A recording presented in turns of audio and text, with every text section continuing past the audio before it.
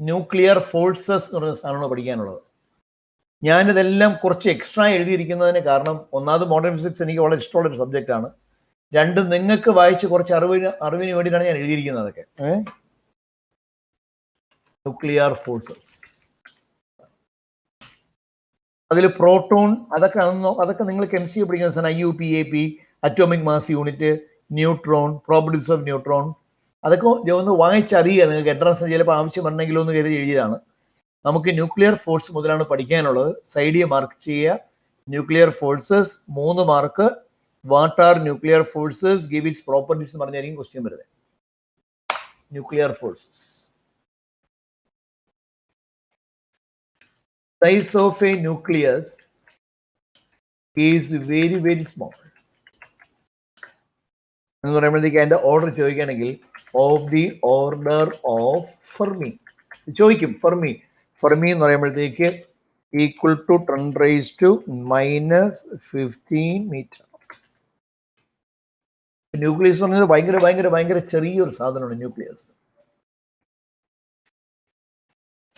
In this small volume, neutrons and protons, രണ്ടിനോട് ചേർത്ത ഒരു പേര് പറയും, ന്യൂക്ലിയോൺസ് എന്ന് പറയും.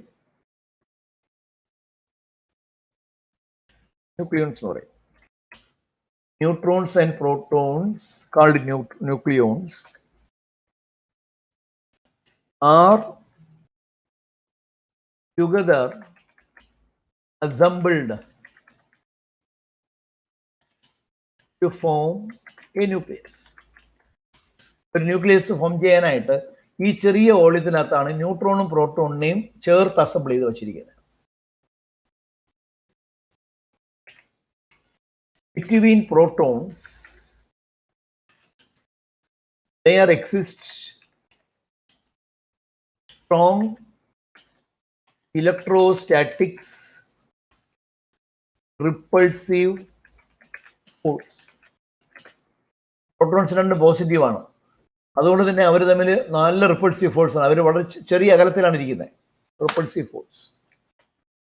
This force alone is able to make a nucleus unstable. ഇതാണ് അതിന്റെ ഹിസ്റ്ററി എന്ന് പറഞ്ഞതാണ്. ന്യൂക്ലിയസിന്റെ സൈസ് വളരെ വളരെ ചെറുതാണ്. ആ സ്മാൾ വോള്യത്തിലാണ് ന്യൂട്രോണും പ്രോട്ടോണും കൂടെ അസംബിൾ ചെയ്തൊരു ന്യൂക്ലിയസ് ഉണ്ടാക്കി വെച്ചിരിക്കുന്നത്.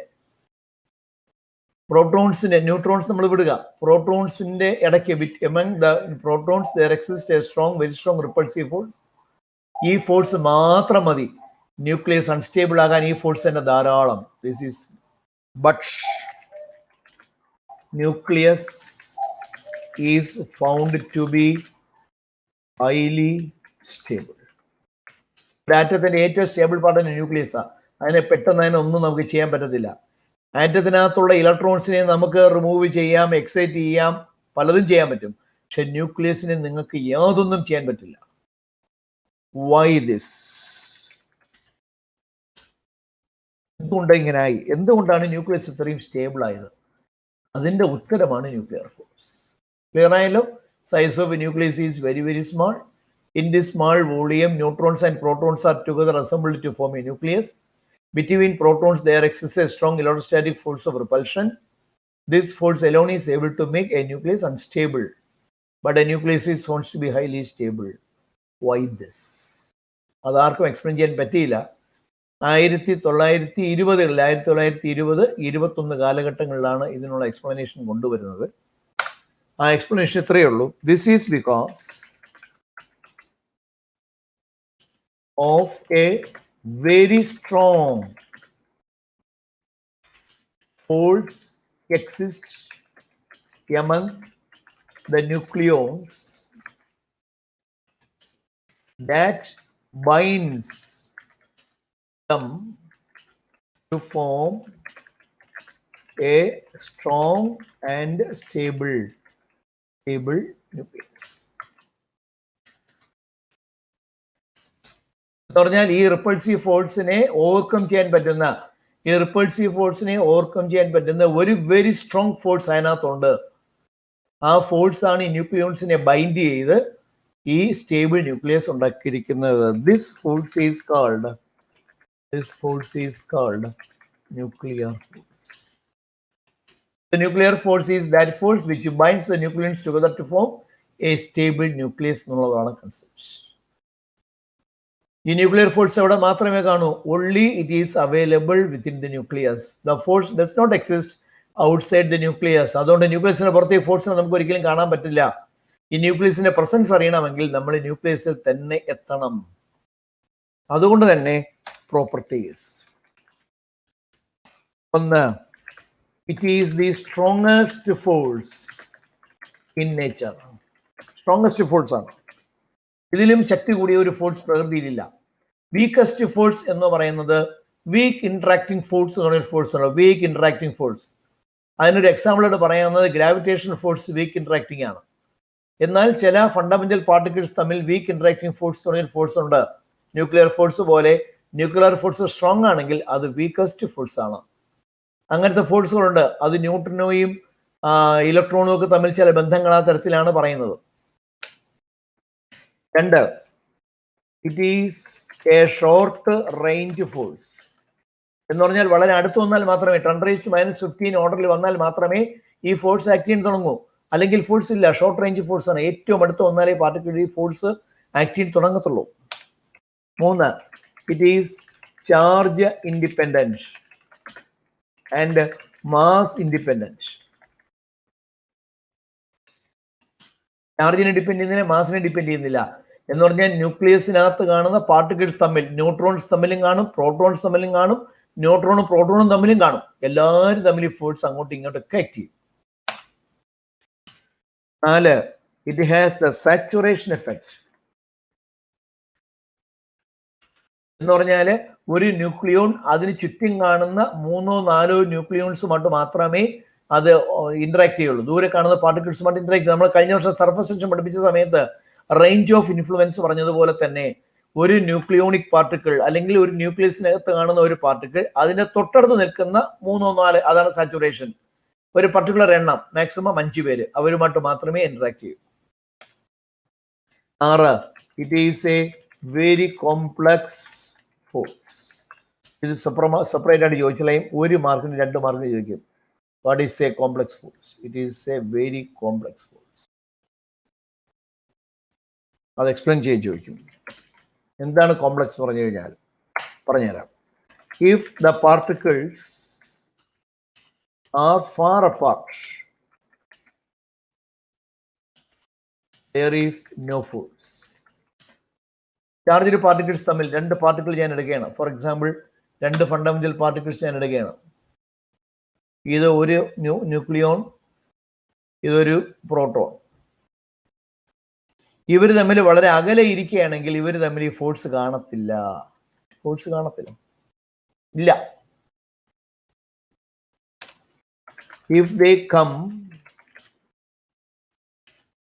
close together a range of Fermi, the force begins to act. എന്ന് പറഞ്ഞാല് ഈ ചാർജ്ഡ് പാർട്ടിക്കിൾ കുറച്ചുകൂടെ അടുത്ത് വന്നു. ഈ ചാർജ്ഡ് പാർട്ടിക്കിൾ ഇപ്പം ഇത് കുറച്ചുകൂടെ അടുത്ത് വന്നു. ഇപ്പൊ ഫെർമി ഓർഡറിലായി. ഉടനെ ഫോഴ്സ് ആക്ട് ചെയ്യാൻ തുടങ്ങി. Begins to act. ഈ പാർട്ടിക്കിൾ കുറച്ചുകൂടെ അടുത്തു, ഫോഴ്സ് ഇൻക്രീസസ്. ഈ പാർട്ടിക്കിൾ കുറച്ചുകൂടെ അടുത്തു, ഫോഴ്സ് ഇൻക്രീസസ്. ഈ പാർട്ടിക്കിൾ കുറച്ചുകൂടെ അടുത്തു, force increases. As the particle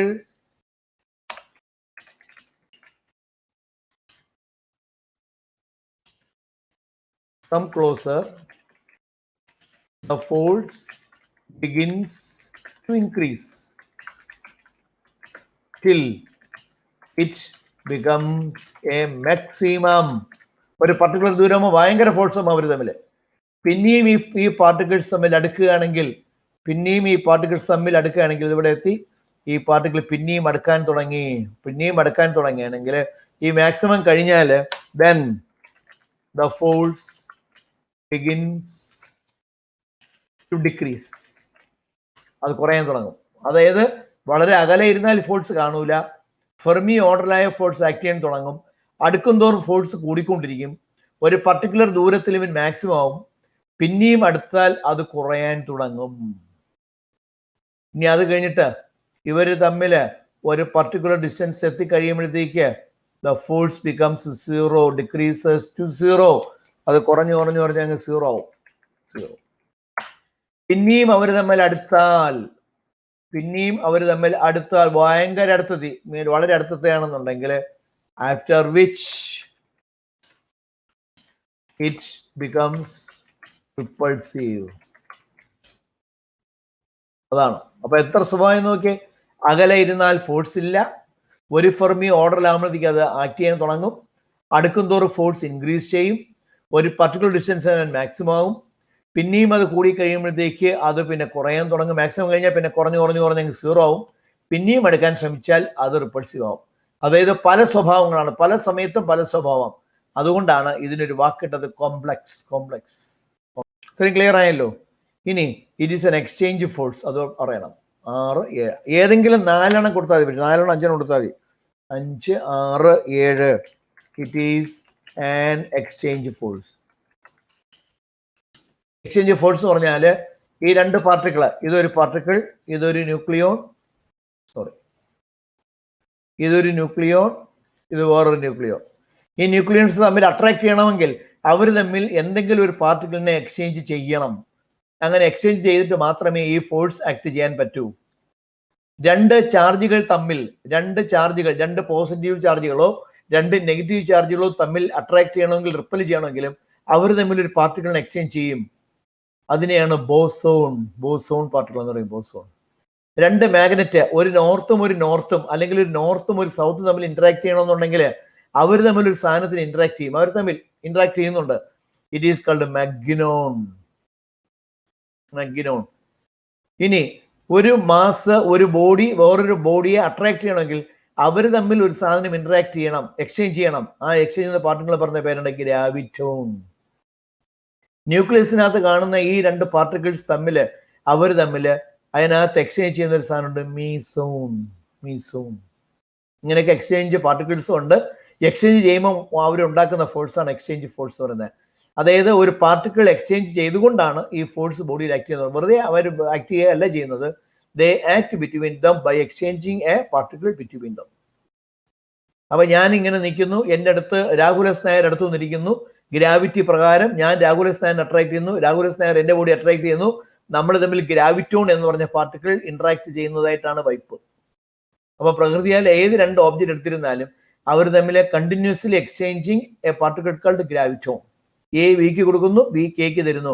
A ബിക്ക് കൊടുക്കുന്നു, ബി എക്ക് കൊടുക്കുന്നു. അതുകൊണ്ട് നെറ്റ് എക്സ്ചേഞ്ച് നമുക്ക് കണ്ടുപിടിക്കാൻ അത്ര എളുപ്പമല്ല എന്ന് പറയും.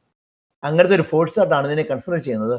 അത് എക്സ്ചേഞ്ച് ചെയ്യുന്ന പാർട്ടിക്കിൾ എന്ന് പറയുന്നത് ഇറ്റ് ഈസ് മീസോൺ ക്ലൗഡിലാണ് ഇത് കിടക്കുന്നത്. നമുക്ക് ഒരുപാടുണ്ട് കേട്ടോ. ഇതൊക്കെ ഞാൻ പഠിപ്പിക്കാൻ പോയി കഴിഞ്ഞാൽ ഭയങ്കര നീളത്തിനായി പോകും. നമുക്ക് ഇത്രയും തന്നെ ധാരാളം. ഇതൊക്കെ ഏറ്റവും പ്രധാനപ്പെട്ട കൺസെപ്റ്റുകളാണ്. ഇതൊന്നും ഒരിക്കലും നമുക്ക് വിട്ടുപഠിച്ചിട്ട് പോകാനേ പറ്റില്ല. ഇതൊക്കെ നമ്മൾ വിട്ടുപിടിച്ചിട്ട് എങ്ങനെയാണ് പോകുന്നത് പരീക്ഷയ്ക്ക്? നിങ്ങൾ ഇൻട്രൊഡക്ഷൻ ഒന്നും പറയണ്ട, ഇത് മാത്രം പറഞ്ഞാൽ മതി. Nuclear force is that force which binds the nucleons together to form a stable and strong nucleus എന്ന് പറഞ്ഞാൽ എൻ്റെ പ്രോപ്പർട്ടീസ് ഒരു 4 എഴുതി കൊടുക്കുക. എക്സ്പ്ലെയിൻ ചെയ്യാൻ പറഞ്ഞാൽ ഈ കോംപ്ലക്സ് ഫോഴ്സ് മാത്രം എക്സ്പ്ലെയിൻ ചെയ്യുക, വേറെ എക്സ്പ്ലെയിൻ ചെയ്യാൻ പറ്റില്ല. ഇതാണ് കാര്യം.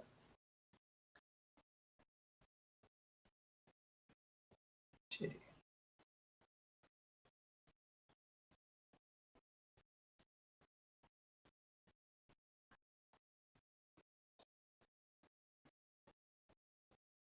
Mass defect and binding energy.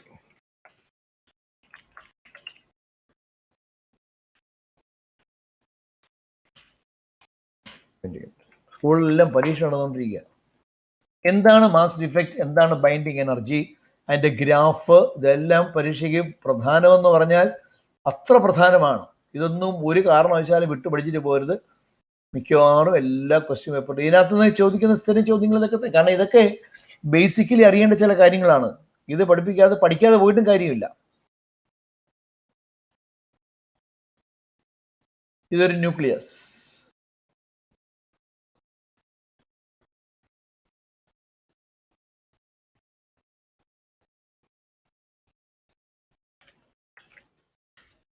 nucleus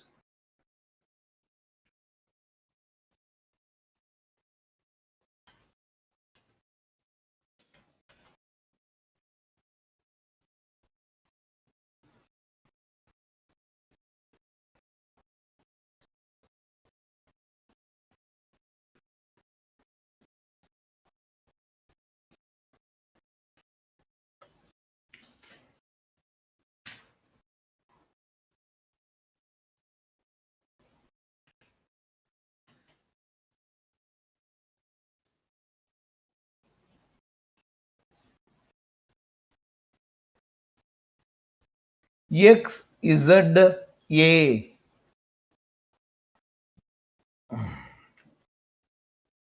A nucleus is represented by XZA. Nucleus XZA of mass mx. Mx is the mass of mass mx. Nucleus. What is X? X എന്താണ്? X.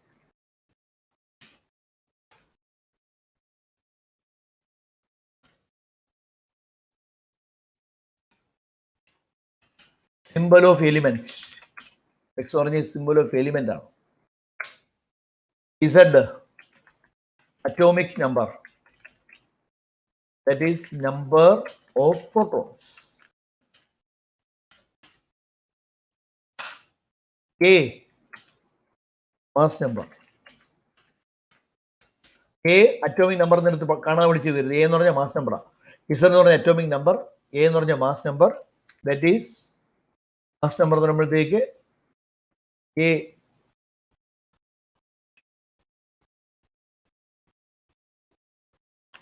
total number of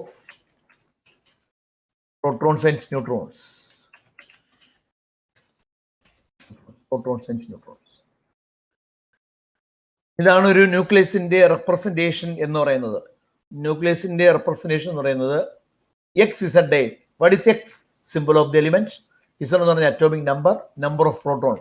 Protonic mass is MP is the protonic mass. ഇതൊക്കെ nuclear ഫിസിക്സിന്റെ ടേമുകളാണ്. അതുപോലെ N is the neutronic mass. Neutron mass എന്ന് പറയും. Proton mass എന്ന് പറയും. Protonic mass എന്ന് പറയും. Neutron mass എന്ന് പറയും. ന്യൂട്രോണിക് മാസ് എന്ന് പറയും. ഇതാണ് ശരിക്കും പറഞ്ഞ ഒരു ന്യൂക്ലിയസ്. അങ്ങനെ തന്നെ എഴുതണം, മാറ്റാൻ പറ്റില്ല. Okay,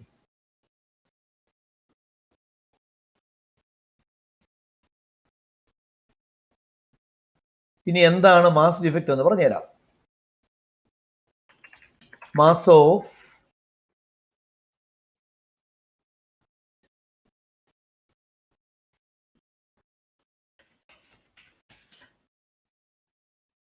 measured mass of nucleus.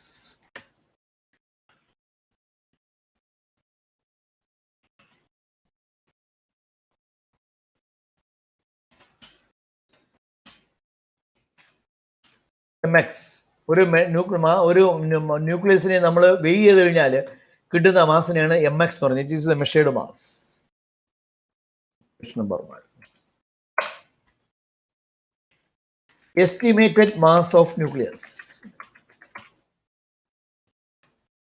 Estimate എന്ന് പറഞ്ഞാൽ കാൽക്കുലേറ്റ് ചെയ്യുക. കാൽക്കുലേറ്റ് ചെയ്യുമ്പോഴത്തേക്ക് അതിനകത്തുള്ള പാർട്ടിക്കിൾസിന്റെ മാസ് എടുത്താൽ മതി. That is equal to the sum of masses of all particles in it.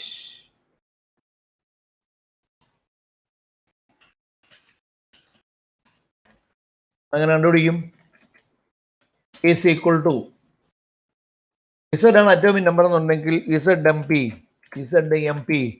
അപ്പോൾ മാസ് ഓഫ് പ്രോട്ടോൺ കിട്ടും. പ്ലസ് മാസ് ഓഫ് ന്യൂട്രോൺ എന്ന് പറയുമ്പോഴത്തേക്ക് A മൈനസ് Z എടുക്കുമ്പോഴത്തേക്ക് ബാക്കി കിട്ടും. A മൈനസ് Z എന്ന് പറയുമ്പോഴത്തേക്ക് ന്യൂട്രോൺ മാസായി into Mn. Mass of all particles പറയുമ്പോഴത്തേക്ക് പ്രോട്ടോണിക് മാസും ന്യൂട്രോണിക് മാസും കൂടെ ചേർന്ന സാധനമാണ് estimated mass. Equation number 2.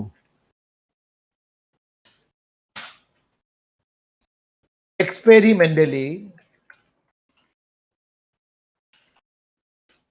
it is found that equation 1 is not equal to equation 2. Equation 1 equation 2 രണ്ടും ശരിക്കും പറഞ്ഞ ഒരു ന്യൂക്ലിയസിന്റെ മാസ് തന്നെയാണ്. ഒന്ന് മെഷർ ചെയ്തും കിട്ടിയ മാസ്, വേറൊന്ന് എസ്റ്റിമേറ്റ് ചെയ്തും കിട്ടിയ മാസ്. എക്സ്പെരിമെന്റലി കണ്ടത് ഇത് രണ്ടും ഒന്നല്ല. There is some difference in mass. It is called mass defect. രണ്ട് മാസം ഒന്നല്ല, ഒരു മാസ് കൂടുതലും വേറൊരു മാസ് കുറവും. Here estimated mass is more than measured mass. Measure ചെയ്ത മാസ് കുറവ്, എസ്റ്റിമേറ്റ് കിട്ടുന്ന മാസ് കൂടുതൽ. അതിലുള്ള വ്യത്യാസത്തിനെയാണ് നമ്മൾ മാസ് ഡിഫക്റ്റ് എന്ന് പറയുന്നത്. ക്ലിയർ ആയല്ലോ? ഇതൊരു ന്യൂക്ലിയസിന്റെ സിമ്പൽ എക്സിസഡ്. ഇസഡ് എന്ന് പറഞ്ഞ അറ്റോമിക് നമ്പർ ഓഫ് പ്രോട്ടോൺസ്, ഒരു പ്രോട്ടോണിന്റെ മാസ് MP. എ എന്ന് പറഞ്ഞാൽ മാസ് നമ്പർ, അതായത് പ്രോട്ടോണും ന്യൂട്രോണും ചേർന്നതാണ്. ന്യൂട്രോണിന്റെ മാസാണ് Mn എന്ന് പറയുന്നത്. ഈന്റെ മാസ് രണ്ട് തരത്തിൽ കണ്ടുപിടിക്കാം. ഒന്ന് മെഷർ ചെയ്യാം, അല്ലെങ്കിൽ എസ്റ്റിമേറ്റ് ചെയ്യാം. എസ്റ്റിമേറ്റ് ചെയ്യുമ്പോൾ കിട്ടുന്ന മാസ് Mp + Mn, മറ്റേത് Mx. എക്സ്പെരിമെന്റ് ആയിട്ട് കാണുന്നത് രണ്ടും ഒന്നല്ല, രണ്ടു തമ്മിൽ നല്ല വ്യത്യാസമുണ്ട്. ഈ വ്യത്യാസത്തിന് പറഞ്ഞ പേരാണ് mass defect. It is represented by delta M. It is represented by delta M. Here, estimated mass is more than measured. Measured mass നെക്കാളും കൂടുതലാണ് estimated mass. Our difference in mass. Therefore, delta M is equal to estimated mass ആണ് കൂടുതൽ, മറ്റേ mass കുറവ്. അപ്പം Zmb ഇതിൽ നിന്നും മറ്റേനെ കുറയ്ക്കണം. മാസ് ഡിഫക്റ്റ് ആണെന്നുണ്ടെങ്കിൽ ഈസ് ഈക്വൽ ടു ഇതിന്ന് മൈനസ് MX. ഇതാണ് മാസ് ഡിഫക്റ്റ് എന്നുള്ള സാധനം. ഈ മാസ് ഡിഫക്റ്റ് എന്ന് പറഞ്ഞാൽ this mass difference is used for binding energy of the nucleus.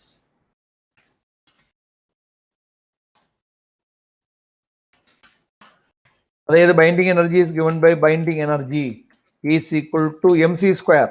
Here it is delta mc square. mc square is equal to ഇതിനുള്ള substitute ചെയ്താൽ മതി. ഇനി അതെന്താണെന്ന് ഞാൻ പറഞ്ഞുതരാം, അതുകൂടെ പറഞ്ഞു തരുമ്പോൾ ഇത് ക്ലിയർ ആവും. Into C square.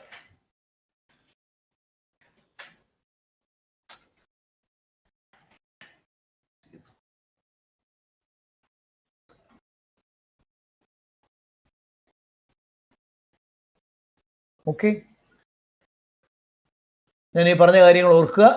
ഒരു nucleus represented by XZ where X is the symbol of the element, Z എന്ന് പറഞ്ഞ അറ്റോമിക് നമ്പർ, A എന്ന് പറഞ്ഞ മാസ് നമ്പർ തമ്മിലേക്ക് number of protons and neutrons. Experimentally it is found that equation 1 equation 2 same അല്ല. ആ difference in mass ആണ് mass defect എന്ന് പറയുന്നത്. ആ മാസ് ഡിഫക്റ്റ് നമുക്ക് എഴുതണമെന്നുണ്ടെങ്കിൽ ഈ മാസിൽ നിന്ന് ആ മാസിനെ കുറയ്ക്കുക. ഈ മാസ് ഡിഫക്റ്റ് എന്ന് പറഞ്ഞാൽ ഇത് എങ്ങോട്ട് പോയി, ഈ മാസ് ഡിഫറൻസ് എങ്ങോട്ട് പോയി, അത് എനർജി ആയിട്ട് മാറി എന്നാണ് കണക്കാക്കപ്പെടുന്നത്. Binding energy is delta M × C square. എന്താണ് ബൈൻഡിങ് എനർജി എന്നൂടെ പറഞ്ഞുതരാം, അത് പറയുമ്പോൾ ക്ലിയർ ആവും.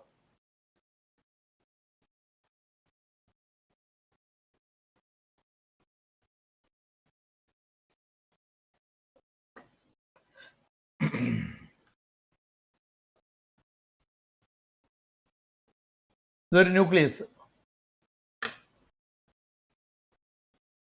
ഇതിപ്പോ MD ആണ്. MD ആയിട്ട് നിൽക്കുന്ന ന്യൂക്ലിയസ് ആണ്.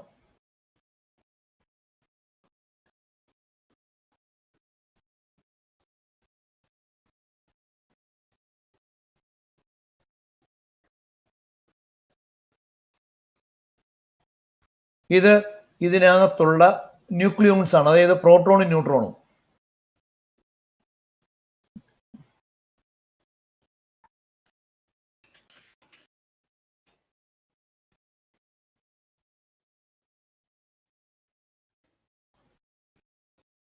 It is assumed that initially a nucleus is empty. ന്യൂക്ലിയസിനകത്ത് ഒന്നുമില്ലെന്നാണ് ആദ്യം കണക്കാക്കപ്പെടുന്നത്. ന്യൂക്ലിയസ് എം ടി ആണ്, അതിനകത്ത് ഇപ്പോൾ ഒന്നുമില്ല, ഒഴിഞ്ഞടക്കുകയാണ്. ഈ പ്രോട്ടോണും ന്യൂട്രോണും ഇനിഷ്യലി അത് ഇൻഫിനിറ്റിയിലാണ്. ഇതിരിക്കുന്ന എവിടെയാണ്? At infinity.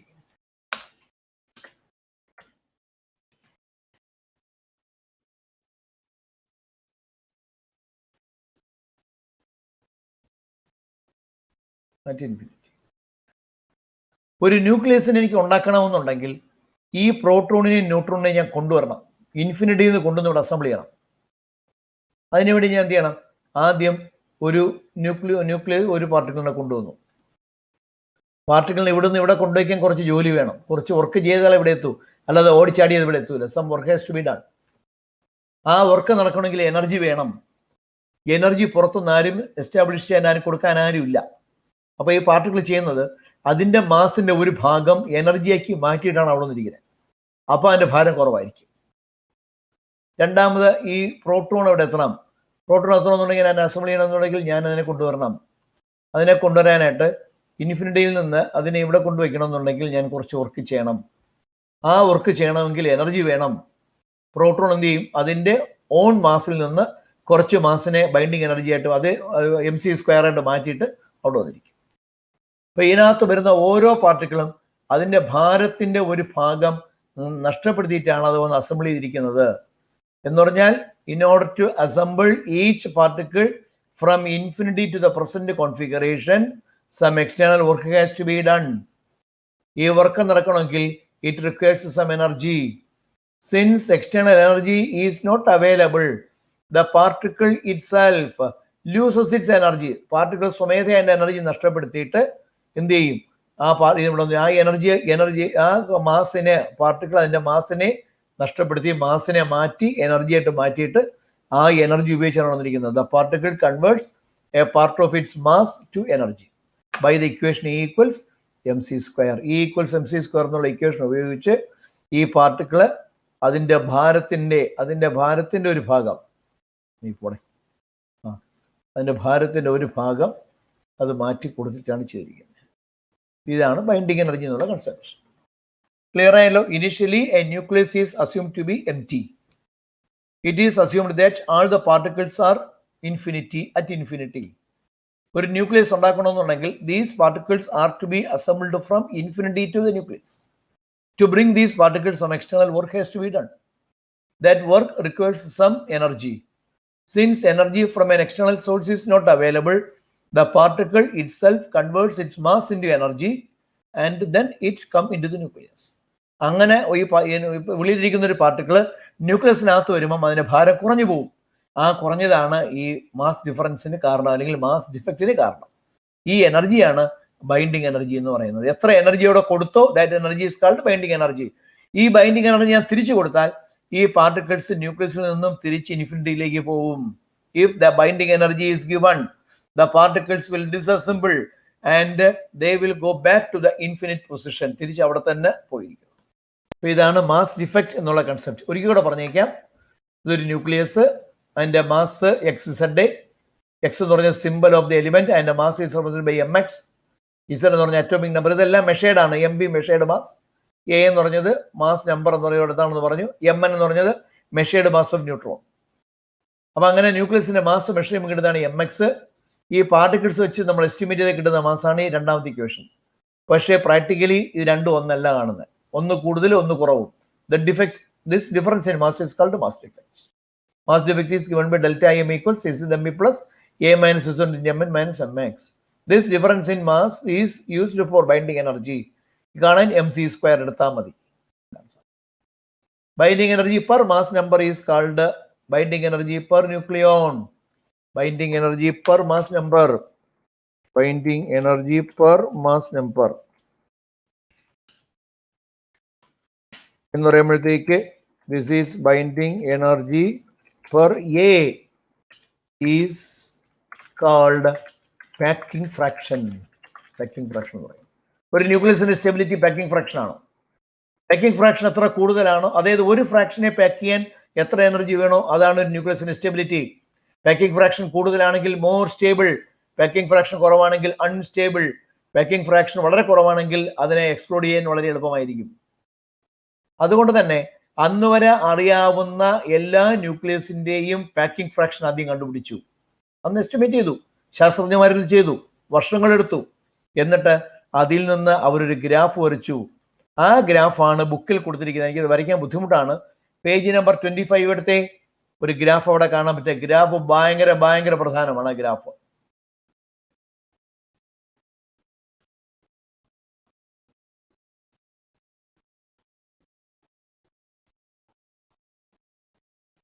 ആ ഗ്രാഫിൽ നിന്ന് 4 കാര്യങ്ങൾ നമുക്ക് മനസ്സിലാവും. ആ ഗ്രാഫ് നിങ്ങൾ ഇവിടെ കൊടുത്തിരിക്കുന്നത് ബൈൻഡിങ് എനർജി പെർ ന്യൂക്ലിയോൺ. ഞാൻ എഴുതരാം. ഭയങ്കര പ്രധാനമാണ് ബൈൻഡിങ് എനർജി പെർ ന്യൂക്ലിയോൺ. നിങ്ങൾ എപ്പോഴെങ്കിലൊക്കെ റിസർച്ച് ലൈനിൽ ഫിസിക്സ് പഠിക്കേണ്ടി വന്നാൽ നിങ്ങൾക്ക് ഇതൊക്കെ പഠിക്കാനും പറ്റും, നന്നായിട്ട് കാണാനും പറ്റും. നന്നായിട്ട് ഇതൊക്കെ നിങ്ങൾക്ക് കണ്ട് പഠിക്കാൻ പറ്റും. ഈ ഗ്രാഫ് നോക്കിക്കഴിഞ്ഞിരുന്നാൽ ആ ഗ്രാഫിന് 4 പാർട്ടാണ് വരച്ചിരിക്കുന്നത്. ആദ്യത്തെ പാർട്ട് എന്ന് പറഞ്ഞാൽ ഒരു സ്ട്രെയിറ്റ് പാർട്ട്, പിന്നെ അതിൽ നിന്ന് റീ ഒക്കറിങ് പാർട്ടുകൾ, ഇങ്ങനെ ഒരു പാർട്ട്, പിന്നെ ഇങ്ങനെ ഒരു പാർട്ട്, പിന്നെയും ഇങ്ങനെ, പിന്നെ ഇങ്ങനെ ഒരു പാർട്ട്.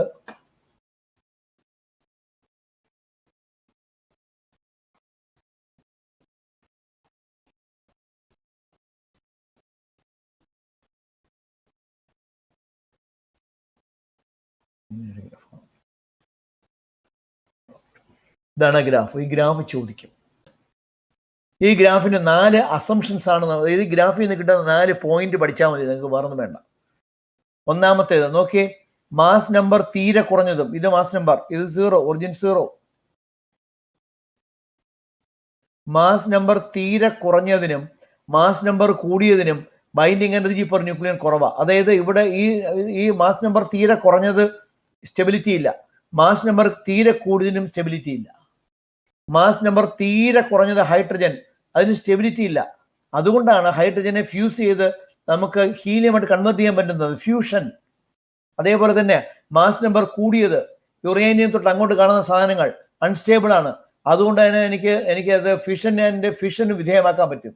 അപ്പൊ ഇവിടെ നിന്ന് ഇങ്ങോട്ട് വന്നാൽ ഫിഷനായി, ഇവിടെ നിന്ന് അങ്ങോട്ട് പോയാൽ ഫ്യൂഷനായി. അതുകൊണ്ട് ഹെവി ന്യൂക്ലിയസിന് ഫിഷനെയും ലൈറ്റർ ന്യൂക്ലിയയ്ക്ക് ഫ്യൂഷന് വിധേയമാക്കാം എന്ന് എഴുതി വെച്ചവർ. ഇങ്ങനെ ഒരു പ്രോസസ് പോസിബിൾ ആണ്. അന്ന് ഈ റിയാക്ഷൻ ഒന്നും കണ്ടുപിടിച്ചിട്ടില്ല. ബൈൻഡിങ് എനർജി പെർ ന്യൂക്ലിയോൺ ഹൈഡ്രജന് വളരെ കുറവാണ്. അപ്പോൾ ഒരു ന്യൂക്ലിയർ റിയാക്ഷനിൽ ഏർപ്പെടുത്താൻ പറ്റിയ ഏറ്റവും നല്ല സാധനത്തിൽ ഒന്ന് ഹൈഡ്രജൻ തന്നെയാണ്. അതേപോലെ തന്നെ മാസ് നമ്പർ കൂടിയതിന് 206 മുകളിൽ വരുന്നതെല്ലാം ഹെവി മാസ് നമ്പർ വരുന്നതിനൊക്കെ ന്യൂക്ലിയർ സ്റ്റെബിലിറ്റി വളരെ കുറവാണ്. അതുകൊണ്ട് ഹെവി ന്യൂക്ലിയസ് അൺസ്റ്റേബിൾ ആണ്, ലൈറ്റർ ന്യൂക്ലിയസും അൺസ്റ്റേബിൾ ആണ്. ഒന്ന് ഫ്യൂഷൻ, വേറൊന്ന് ഫിഷൻ. രണ്ടാമത്തത്, ഈ ഗ്രാഫിന് ഈ ലൈറ്റർ ന്യൂക്ലിയയുടെ ആ ഭാഗങ്ങളിൽ കുറെ ദൂരം റീ ഒക്കറിങ് ഗ്രാഫാണ്. അതായത് ഗ്രാഫ് പൊങ്ങിയിട്ട് താന്നിട്ട് വീണ്ടും പൊങ്ങുന്നു, താഴുന്നു, പൊങ്ങുന്നു, താഴ്ന്നതിനാണ് റീ ഒക്കറിങ് എന്ന് പറഞ്ഞത്. കൂടുക കുറയുക വീണ്ടും അത് തന്നെ വന്നുകൊണ്ടിരിക്കും. റീ ഒക്കറിങ് ഗ്രാഫുകൾ കാണാം. ഇതെല്ലാം ഐസോട്രോപ്പുകളാണ് റെപ്രസെന്റ് ചെയ്യുന്നത്. അതായത് ഈ റീജിയനിലാണ് നിങ്ങൾ ഐസോട്രോപ്പിനെ നിങ്ങൾക്ക് കൂടുതലായിട്ട് കാണാൻ പറ്റുന്നത്. 1H1, 1H2, 1H3, helium, neon, carbon 13, carbon 14, nitrogen, oxygen, ഇതെല്ലാം ഈ റീജിയനിൽ വരുന്ന സാധനങ്ങളാണ്. അവിടെ എല്ലാം നമുക്ക് ഐസോട്രോപ്പുകളെ കാണാൻ പറ്റും. അത് കഴിഞ്ഞാൽ പിന്നെ ഐസോട്രോപ്പുകൾ ഇല്ല. പിന്നെ പോകുന്നത് ഗ്രാഫ് ഒരു വലിയ പീക്കിലേക്ക് പോവുകയാണ്.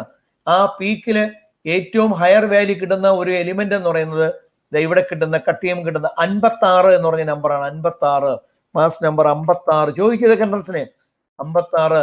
ഇത് അയൺ ആണ്, ഇരുമ്പ്. അപ്പൊ ഇരുമ്പിന്റെ ന്യൂക്ലിയസ് ആണ് മോസ്റ്റ് സ്റ്റേബിൾ. അത്രയും സ്റ്റെബിലിറ്റി കൂടിയ വേറൊരു ന്യൂക്ലിയസിനെ നമുക്ക് കാണാൻ പറ്റില്ല. ഇങ്ങനെ കുറെ അസംഷൻസ് അവർ എഴുതി വെച്ചിട്ടുണ്ട്. അയണിന്റെ ചോദിക്കും 8.8 MeV ആണ്, കണ്ട. ബാക്കിയെല്ലാം 7ഉം 12, ബാക്കിയെ കുറവാണ്. 6ഉം 5ഉം. ഏറ്റവും കൂടുതൽ എന്ന് പറഞ്ഞാൽ 9 MeV അടുത്താണ്. അത്രയും എനർജി ഒരു ന്യൂക്ലിയസിന് കൊടുത്താൽ അത്ര പ്രാക്ടിക്കലി പോസിബിൾ അല്ല. അതുകൊണ്ട് തന്നെ ഏറ്റവും സ്റ്റെബിലിറ്റി കൂടിയ ന്യൂക്ലിയസ് ഇരുമ്പിൻ്റെതാണ് എന്ന് അന്നേ എഴുതി. അതുകൊണ്ടാണ് ഇരുമ്പിന് ബലം കൂടുതലാണ്. ലോകത്ത് കാണുന്ന എല്ലാ ഹൈറൈസ് ബിൽഡിങ്ങും ഇരുമ്പിലാണ് ഉണ്ടാക്കിയിരിക്കുന്നത്. ഒന്നാലോചിച്ച് നോക്കിയേ, നൂറ്റാണ്ടുകൾ കഴിഞ്ഞിട്ട് അതിനൊന്നും സംഭവിക്കുന്നില്ലല്ലോ. കൊറോഷൻ വരുന്ന വേറെ ചില കാരണങ്ങൾ കൊണ്ടാണ്. അതിന്റെ ന്യൂക്ലിയസിന് ഒരിക്കലും ബ്രേക്ക് ചെയ്യാൻ പറ്റില്ല. വേറെ ഒരു പ്രോസസ്സിനും അത് വിധേയമാക്കാനും പറ്റില്ല. Because it is so stable. അതുകൊണ്ടാണ് ഇന്നും ബലം കൂടിയ മെറ്റലായിട്ട് എടുത്തിരിക്കുന്നത് TMT, ഇരുമ്പ് തന്നെയാണത്. ഉരുക്ക് എന്ന് പറയും. ഇരുമ്പിനെ ഉരുക്കിയത് കാർബൺ ആഡ് ചെയ്യുമ്പോൾ കുറച്ചുകൂടെ ബലം കിട്ടും. ഇങ്ങനെ കുറെ അസംഷൻസ്.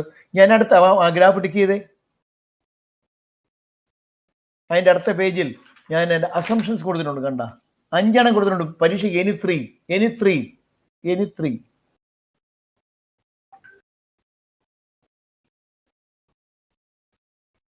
എഴുതിയാൽ വളരെ നല്ലത്. ആ സൈസും ഡെൻസിറ്റിയൊക്കെ നമുക്ക് എൻട്രൻസിന് മതി. ആ തിയറി ഒന്ന് വായിച്ചേക്കുക, അതൊന്നും അത്ര വലിയ പ്രാധാന്യമുള്ള കാര്യങ്ങളല്ല. സൈസ് ആൻഡ് ഡെൻസിറ്റിയൊക്കെ നമുക്ക് എൻട്രൻസിന് ഞാൻ എക്സ്ട്രാ ഡേറ്റ് ഇട്ടിരിക്കുന്നതാണ്. ഡെൻസിറ്റി എന്ന് പറയുന്നത് മാസ് ബൈ വോളിയം എടുത്തു കഴിഞ്ഞാൽ കണ്ടുപിടിക്കാൻ പറ്റും. അതിൻ്റെ വാല്യൂ എത്രയാണെന്ന് കാണാൻ പറ്റും. വേണമെങ്കിൽ ഓടിച്ച് പറഞ്ഞുതരാം. അത് ഇത്രയും ക്ലിയർ ആയ പിള്ളേരെ? ശരി, ഇവിടെ നോക്കുക.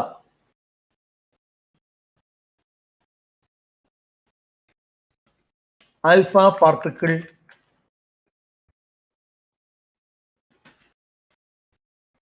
scattering experiments proved that volume of a nucleus depends on mass number.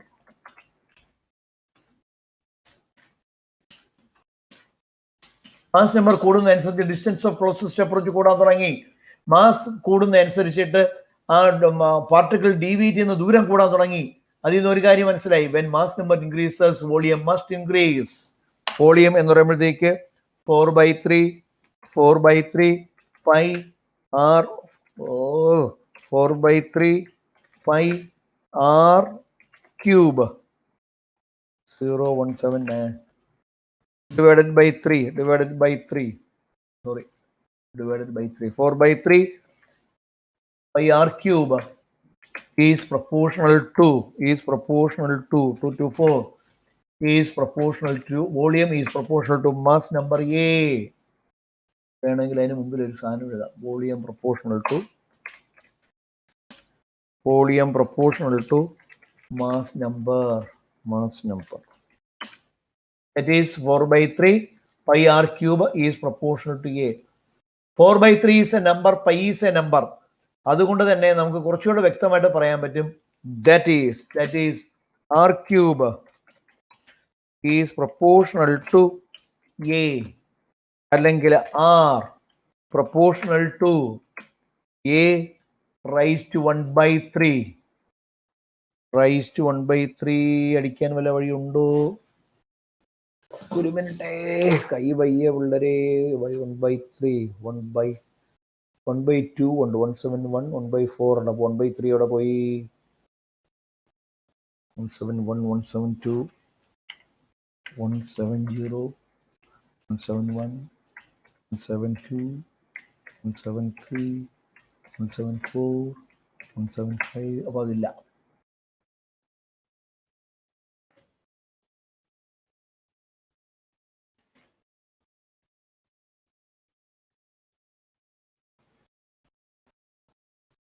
അല്ലെങ്കിൽ r is equal to r0 into A raised to 1/3. ഇതാണ് ആ ഇക്വേഷൻ. ഇത് എൻട്രൻസിനെ ചോദിക്കല്ല, അതെങ്ങനെ ചോദിക്കാറുന്നില്ല. Where r0 is a constant. എന്നറിയാം, എൻ്റെ മെമ്മറി തീർന്നു പോയി. എൻ്റെ മെമ്മറിയൊക്കെ നിറഞ്ഞ് ബോർഡ് കിടപ്പ് കണ്ട. ഇത് മുഴുവൻ പഠിപ്പിച്ച ബോർഡുകളാണ്. ഇതെല്ലാം എടുത്ത് കളയണം. 11ാം മാസം തൊട്ടുള്ള കിടക്കുകയാണ്.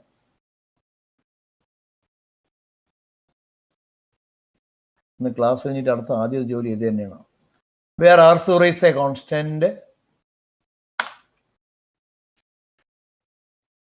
r0 is a constant called, അല്ല ഞാൻ വാല്യൂ കൊടുത്തിട്ടുള്ളൂ.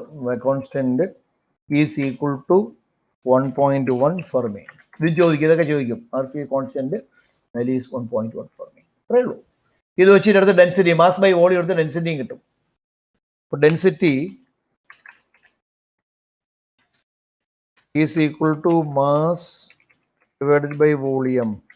അത് ചെയ്യുമ്പോഴത്തേക്ക് നമുക്ക് കിട്ടുന്ന വാല്യൂ എന്ന് പറയുന്നത് 2.98 into 10⁻17 kilogram per metre cube.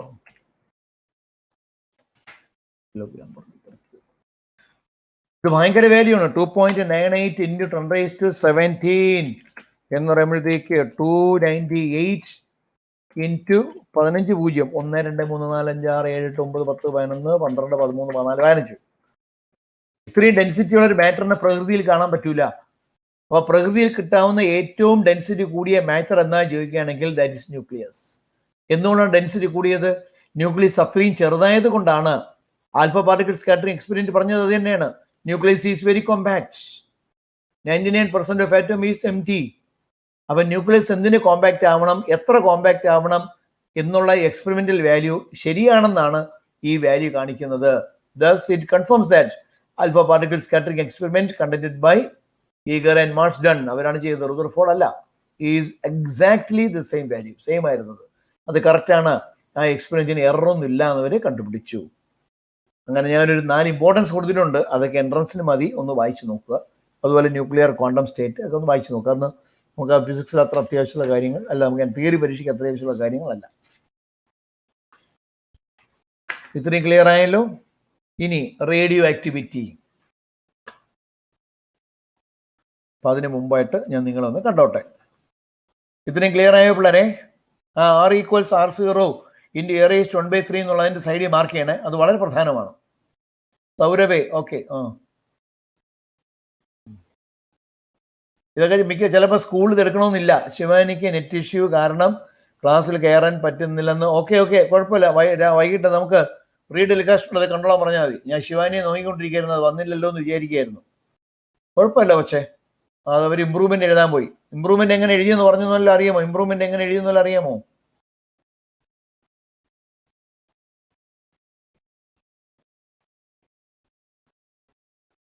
Shivani Lakshmi കയറിണ്ടതാ പോയിരിക്കുന്നു. ഓക്കെ.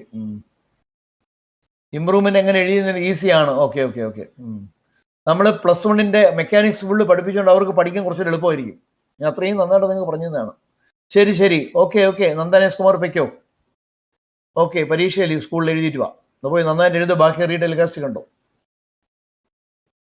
Radio activity. ഇതൊക്കെ വളരെ പ്രാധാന്യമാണ്. ദിസ് ഹൈ വാല്യൂ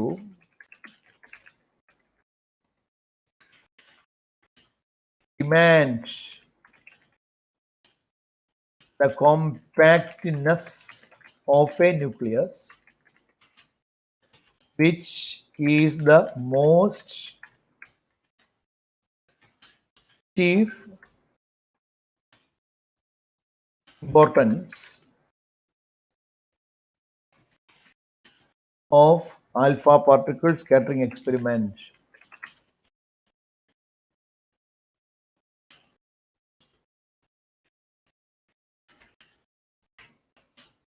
Thus,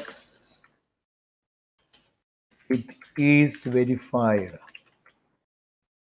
അപ്പോൾ അതായത് ആൽഫ പാർട്ടിക്കൽ എക്സ്പെരിമെന്റ് കറക്റ്റ് ആണ്, alpha particle scattering experiment correct ആണെന്നും ആ എക്സ്പെരിമെന്റിന്റെ വെരിഫിക്കേഷന്റെ ഒരു വാല്യൂ എന്ന് പറയുന്നത് കണ്ടുപിടിച്ചു എന്നുള്ളത് തന്നെയാണ്. അതാണ് ഇമ്പോർട്ടൻസ്. Is verified. എക്സ്പെരിമെന്റ് കൊള്ളാം, എക്സ്പെരിമെന്റ് കറക്റ്റ് ആണെന്ന് വെരിഫൈ ചെയ്യപ്പെട്ടു.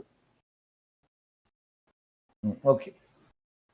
നമുക്ക് ഇനിയുള്ളത് റേഡിയോ ആക്ടിവിറ്റി. ന്യൂക്ലിയർ ഫിസിക്സിനകത്ത് ഇനി വരുന്ന റേഡിയോ ആക്ടിവിറ്റി.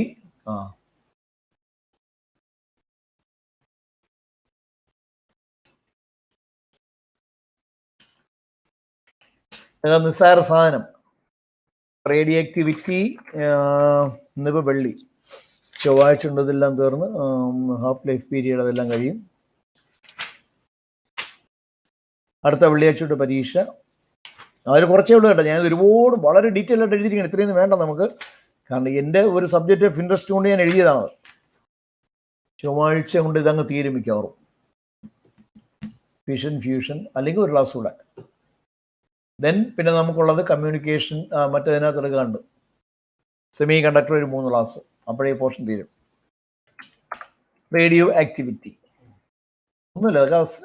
ഇതിൽ നിന്ന് അങ്ങനെ ചോദ്യങ്ങളൊന്നും വലുതായിട്ട് ആകെ ഇതിനകത്ത് ലാ ഓഫ് ഡി കെ മാത്രം ചോദിക്കും, വേറെ ഒന്നും ചോദിക്കാറൊന്നുമില്ല. Radioactivity. The nucleus is found to be the most stable part of an atom. ഒരു ആറ്റത്തിന്റെ ഏറ്റവും സ്റ്റേബിൾ പാർട്ട് ന്യൂക്ലിയസ് ആണ്. അതിന്റെ റീസൺ ചോദിക്കുകയാണെങ്കിൽ due to its high value of binding energy. Binding energy ഭയങ്കര കൂടുതലാണ്. ബൈൻഡിങ് എനർജി GeV ഓർഡറിലേക്കാണ് വരുന്നത്. അത്രയും MEV ഓർഡറുള്ള energy നമുക്ക് കൊടുക്കാൻ ഭയങ്കര ബുദ്ധിമുട്ടാണ്. അതേസമയം ഒരു ഇലക്ട്രോണിനെ ബൈൻഡ് ചെയ്തിരിക്കുന്നത് ഇലക്ട്രോൺ വോൾട്ടാണ്, വെറും EV ഉള്ളൂ. ഇവിടെ MEV ആണ്. അതുകൊണ്ട് തന്നെ ന്യൂക്ലിയസ് ആണ് ഒരു ആറ്റത്തിന്റെ മോസ്റ്റ് സ്റ്റേബിൾ പാർട്ടായിട്ട് കൺസിഡർ ചെയ്യുന്നത്. But those nuclei whose mass number greater than 206 is found to be highly unstable.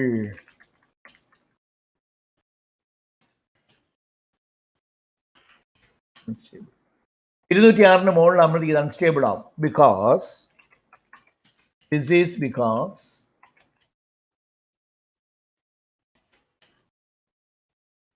if mass number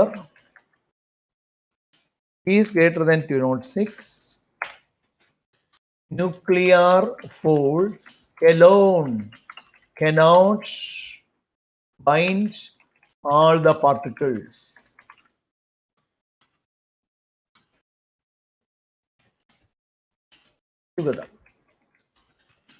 അതായത് മാസ് നമ്പർ 206 മുകളിലാകുമ്പോഴത്തേക്ക് ന്യൂക്ലിയർ ഫോഴ്സ് മാത്രം കൊണ്ട് ഈ എല്ലാ പാർട്ടിക്കിൾസിനെ പിടിച്ചു നിർത്താൻ പറ്റത്തില്ല. കാരണം ന്യൂക്ലിയർ ഫോഴ്സ് അൺസ്റ്റേബിളായി. ന്യൂക്ലിയർ ഫോഴ്സ് അത്ര പോരാ. ന്യൂക്ലിയർ ഫോഴ്സ് 206 പാർട്ടിക്കിൾസിനെ വരെ പിടിച്ചു നിർത്താൻ പറ്റും. മാസ് നമ്പർ 206 മുകളിലായി കഴിഞ്ഞാൽ ന്യൂക്ലിയർ ഫോഴ്സ് മാത്രം വിചാരിച്ചാൽ ഒരു ന്യൂക്ലിയസിനെ പിടിച്ചു നിർത്താൻ പറ്റില്ല. നിങ്ങൾ കൊച്ചു കുട്ടികളായിരുന്നപ്പോഴത്തേക്ക് അച്ഛൻ എടാ എന്ന് വിളിച്ചാൽ മതി, നിങ്ങൾ അവിടെ നിൽക്കുമായിരുന്നു. നിങ്ങൾ കുറെ വളർന്നു, മുതിർന്നു, കുറച്ച് വളരാൻ തുടങ്ങി, അനിയനായി, വീട്ടിൽ മെമ്പേഴ്സിന് എണ്ണം കൂടി നിങ്ങളൊരു പർട്ടിക്കുലർ പ്രായം കഴിയുമ്പോഴേക്ക് അച്ഛൻ എട എന്ന് വിളിച്ചാൽ നിങ്ങൾ പോട എന്ന് പറയുന്ന ഒരു അവസ്ഥയിലേക്ക് നിങ്ങൾ വരും. പിന്നെ അച്ഛൻ മാത്രം വിചാരിച്ചാൽ നിങ്ങളെ പിടിച്ചു നിർത്താൻ പറ്റൂല. അൺസ്റ്റേബിൾ ആവും. എല്ലാവരുമില്ല, ചിലരെങ്കിലും. ആ അൺസ്റ്റേബിളായ ന്യൂക്ലിയസ് എന്ത് ചെയ്യും? അങ്ങനെ വരുന്ന അണ്ടർ സച്ച് കണ്ടീഷൻ, അങ്ങനെ ഒരു കണ്ടീഷൻ ആയാൽ the nucleus reduces its number by emitting some particles from it. അപ്പൊ അതിന് 206 ആയതാണ് കുഴപ്പം. അപ്പൊ 206 മുകളിലായി കഴിഞ്ഞ് ന്യൂക്ലിയസ് അൺസ്റ്റേബിൾ ആയി പോകും. അങ്ങനെ ഒരു സിറ്റുവേഷൻ വന്നാൽ ന്യൂക്ലിയസ് അതിനകത്തുള്ള പാർട്ടിക്കിൾസ് സ്വമേധയാ പുറത്തെടുത്ത് കളയാൻ തുടങ്ങും. The nucleus reduces by emitting some particles from it by itself. എന്തിനാണ് അങ്ങനെ കളയുന്നത്? So that the nucleus becomes stable. ന്യൂക്ലിയസിന് എപ്പോഴും സ്റ്റേബിൾ ആയിട്ടിരിക്കണം, അൺസ്റ്റേബിൾ ആയിട്ടിരിക്കാൻ താല്പര്യമില്ല. അപ്പൊ സ്റ്റേബിൾ ആവണമെങ്കിൽ എന്താണോ അൺസ്റ്റേബിൾ ആക്കിയത്, 206 മുകളിൽ നമ്പർ ആയതാണ് കാരണമെങ്കിൽ അത് ഉടനെ തന്നെ ന്യൂക്ലിയസിനകത്തുള്ള പാർട്ടിക്കിൾസിനെ പുറത്തെടുത്ത് പുറത്തേക്ക് കളയും. This self-disintegrating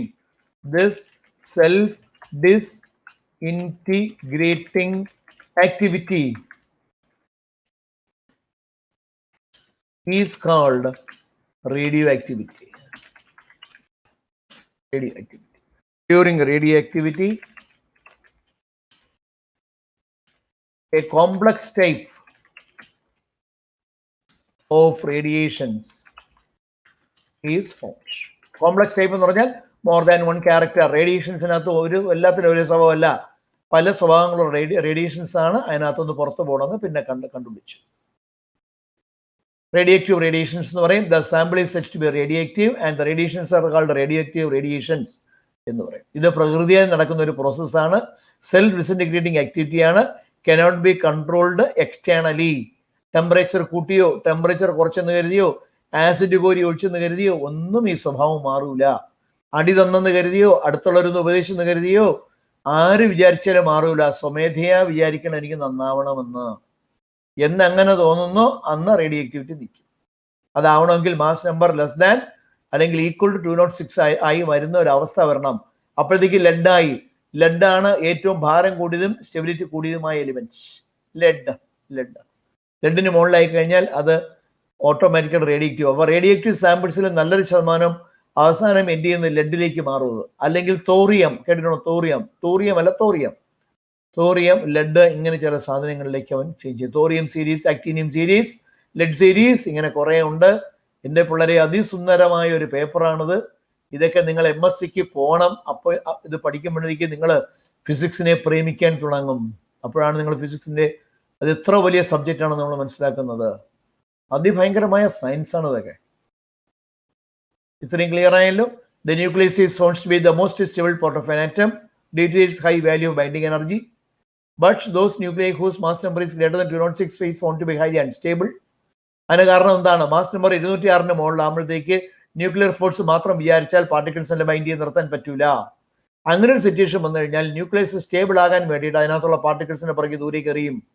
ആ എറിയുന്ന സ്വമേധയുള്ള disintegrating property is called radioactivity. During radioactivity, a complex type of radiation is found to be emitted. ഇത് പിന്നീട് ഡീറ്റെയിൽ ആയിട്ട് പഠിക്കുന്ന റുദർഫോർഡ് തന്നെയാണ്. റുദർഫോർഡ് ഒരു അനാലിസിസ് നടത്തി. റുദർഫോർഡ്, സോഡി, ഫാജൻ, കുറെ ആൾക്കാരുണ്ടായിരുന്നു. ഒത്തിരി ടീം ഓഫ് ശാസ്ത്രജ്ഞന്മാര് അന്ന് ഒന്നിച്ചിരുന്നിട്ട് ഇതിന്റെ അനാലിസിസ് നടത്തുകയുണ്ടായി. ആ അനാലിസിസ് നമുക്ക് പഠിക്കാനുണ്ട്. പണ്ടെങ്ങാണ്ടോ പരീക്ഷയ്ക്ക് ചോദിച്ചതല്ലാതെ ഈ അടുത്ത കാലത്തൊന്നും ഇത് ചോദിച്ചിട്ടില്ല. ഞാൻ അതും കൂടെ എടുത്തു തരാം. അപ്പൊ അതിന്റെ പ്രോപ്പർട്ടീസ് ഞാൻ 5 കൊടുത്തിട്ടുണ്ട് പരീക്ഷയ്ക്ക്. ഇനി 3 or 4 5 എഴുതണമെന്നൊന്നുമില്ല. ഇനി റേഡിയോആക്ടിവിറ്റി പ്രത്യേകം എന്തുവാ? By studying radioactivity we can get a lot of information about the nucleus. ന്യൂക്ലിയസിനെ കുറിച്ച് പഠിക്കാൻ ഏറ്റവും നല്ല ടൂൾ ഏതാണ്? റേഡിയോആക്ടിവിറ്റിയിൽ നിന്ന് കിട്ടുന്ന റേഡിയേഷൻസ്. അപ്പൊ സ്റ്റേബിൾ ആയിട്ടുള്ള ന്യൂക്ലിയസിനെ പഠിക്കാൻ എന്ത് ചെയ്യണം? അൺസ്റ്റേബിൾ ആക്കണം. അതിനെന്ത് ചെയ്യണം? റേഡിയോആക്റ്റീവ് ആക്കണം. ആർട്ടിഫിഷ്യൽ റേഡിയോആക്ടിവിറ്റി, അങ്ങനെ ഒരു പ്രോസസ് ഉണ്ട്. സ്റ്റേബിൾ ആയിട്ടിരിക്കുന്ന ന്യൂക്ലിയസിനെ അൺസ്റ്റേബിൾ ആക്കി അതിനകത്ത് പാർട്ടിക്കിൾ എമിറ്റ് ചെയ്തിട്ട് ആ പാർട്ടിക്കിളിനെ കുറിച്ച് പഠിച്ചിട്ട് ന്യൂക്ലിയസിനെ കുറിച്ച് പറയാൻ പറ്റും. വീടിനകത്ത് ഇറങ്ങാതിരിക്കുന്ന ഒരുത്തനെ പുകച്ച് പുറത്ത് ചാടിച്ചിട്ട് അവനോട് ചോദിച്ചു കഴിഞ്ഞാൽ വീടിനകത്ത് ഇറങ്ങുന്ന എല്ലാ കാര്യങ്ങളും പറഞ്ഞു തരും. അത് തന്നെയാണ് എൻ്റെ പ്രിൻസിപ്പിൾ. ഇപ്പൊ ന്യൂക്ലിയസിനകത്തുള്ള ഒരു പാർട്ടിക്കിള് എങ്ങനെയെങ്കിലും പുകച്ച് പുറത്ത് ചാടിക്കുക, അതിന് ഒരുപാട് മെത്തേഡ് ഉണ്ട്. ആ വരുന്ന പാർട്ടിക്കിൾസിന്റെ പ്രോപ്പർട്ടീസ് പഠിച്ചു കഴിഞ്ഞാൽ ന്യൂക്ലിയസിനെ കുറിച്ച് പഠിക്കാൻ പറ്റും. That is A simple technique. മനസ്സിലായോ എൻ്റെ പിള്ളേരെ?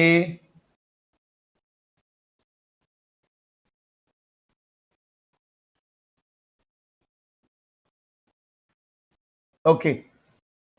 സരസ്വതി വിദ്യാലയത്തിൽ ഇവിടെ നിന്ന് കാണാനില്ല, വേണമെങ്കിലൊക്കെ ഒന്നിരിക്കട്ടെ. ഞാൻ ഒരു ദിവസം പോലും ആബ്സെന്റ് ആയിട്ടില്ല. ചിട്ടയായിട്ട് നിങ്ങളുടെ എല്ലാ ദിവസവും നിങ്ങളുടെ ക്ലാസ് എടുത്ത് തന്നിട്ടുണ്ട്. വൈകിട്ട് 1.5 മണിക്കൂർ 2 മണിക്കൂർ ക്ലാസ്സിന് ഉമാർക്ക് വന്നിരിക്കാൻ വയ്യ. ഉമാർക്ക് കുഴപ്പട്ടെ. എനിക്ക് എന്ത് ചെയ്യാൻ പറ്റും? ഞാൻ ഒരു ദിവസം പോലും ആബ്സെന്റ് ആയിട്ടില്ല. പരീക്ഷ വെച്ചോ വരില്ല. ഇതൊക്കെ എന്നും എല്ലാ വർഷവും ഉള്ളതിനുണ്ട്. ഇതൊക്കെ നമ്മൾ എല്ലാ വർഷവും കാണുന്നത് കൊണ്ട് കുഴപ്പമില്ല. ദേവപ്രിയ, സുഖം തന്നെ എൻ്റെ പിള്ളേരെ? ധന്യ SVA എന്ത് പറയുന്നു? നിങ്ങളെല്ലാം കാണുന്നുണ്ട്. ഞാൻ എന്ത് ചെയ്യാൻ പിള്ളേരെ? ഒന്ന് കാണാൻ പോലും എനിക്ക് പറ്റുന്നില്ലല്ലോ. സൗരവേ, ജയകൃഷ്ണൻ, ശരി. ഇനി നമുക്ക് അനാലിസിസിലേക്ക് പോവാം. ഒന്നുമില്ല, അത് വളരെ സിമ്പിൾ. നിങ്ങൾ സ്കൂളിൽ പഠിച്ചിട്ടുണ്ടോ എന്ന് എനിക്കറിയില്ല. ഇത് അനാലിസിസ് എന്ന് പറയുന്നത് ഒരു ലെഡ് ബോക്സ്,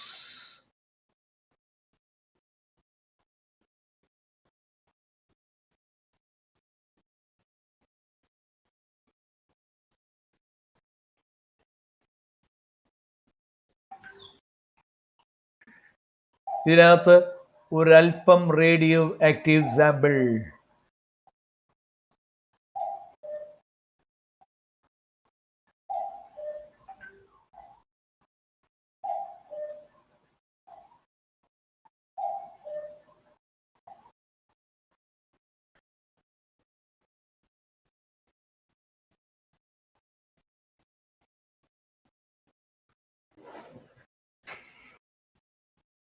അതിൻ്റെ മുകളില് ഒരു photographic plate,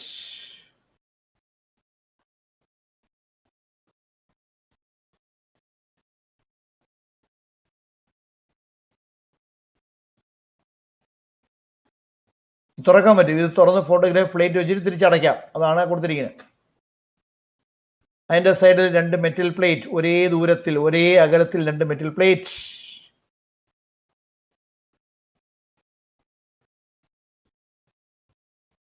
P1 and P2.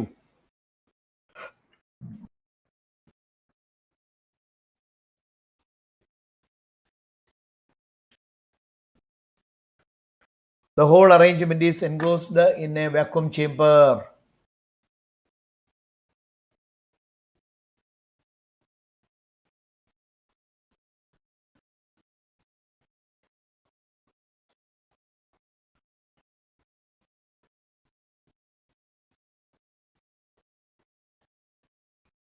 Positive,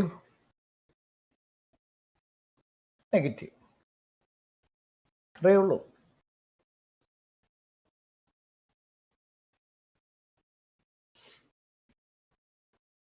ഈ എക്സ്പെരിമെന്റ് 2 ഫേസിലാണ് നടത്തുന്നത്. ആദ്യത്തെ പ്രാവശ്യം പൊട്ടൻഷ്യൽ ഒന്നും അപ്ലൈ ചെയ്യാതെ ഇതിനകത്തുനിന്ന് വരുന്ന റേഡിയേഷൻസ് ഈ ഫോട്ടോഗ്രാഫി പ്ലേറ്റിൽ പോയി വീണു. വെൻ ദ ഫോട്ടോഗ്രാഫിക് പ്ലേറ്റ്, അത് നമ്മൾ തുറന്നു നോക്കി, ഫോട്ടോഗ്രാഫി പ്ലേറ്റ് എക്സ്പോസ് ചെയ്തു. എന്നിട്ട് എൻ്റെ ഫോട്ടോ എടുത്തു. Photography plate is exposed. Expose ചെയ്ത് കഴിഞ്ഞപ്പോഴേക്ക് അതിൽ കുറേ ചെറിയ കുത്തുകൾ കണ്ടു, ചെറിയ കുറേ ഡോട്ടുകൾ.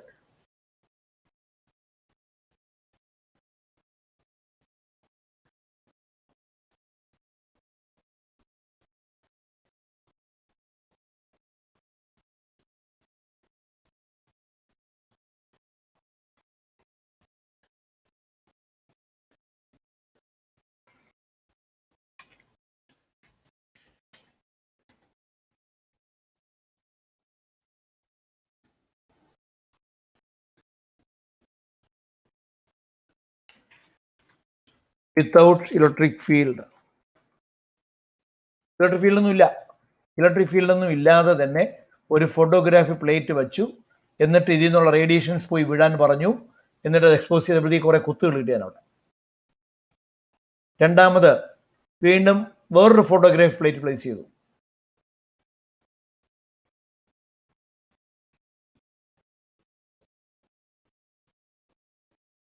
എന്നിട്ട് വിത്ത് ഇലക്ട്രിക് ഫീൽഡ്, ഇവിടെ ഇലക്ട്രിക് ഫീൽഡ് അപ്ലൈ ചെയ്തു.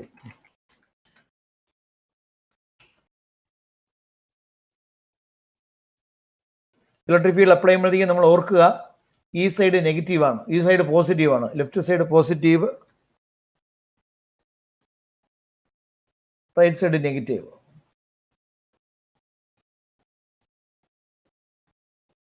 ഇപ്പൊ നോക്കിയപ്പോഴത്തേക്ക് ഇതിനകത്തുള്ള സ്പോട്ടുകൾ 3ആയിട്ട് ഡിവൈഡ് ചെയ്തിരിക്കുന്നു. നടുക്കൊരു ഗ്രൂപ്പ്,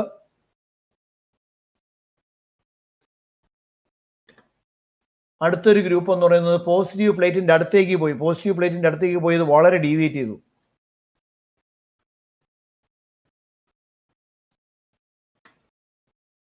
അടുത്തൊരു ഗ്രൂപ്പ് എന്ന് പറയുന്നത് ഇവിടെ കിട്ടി.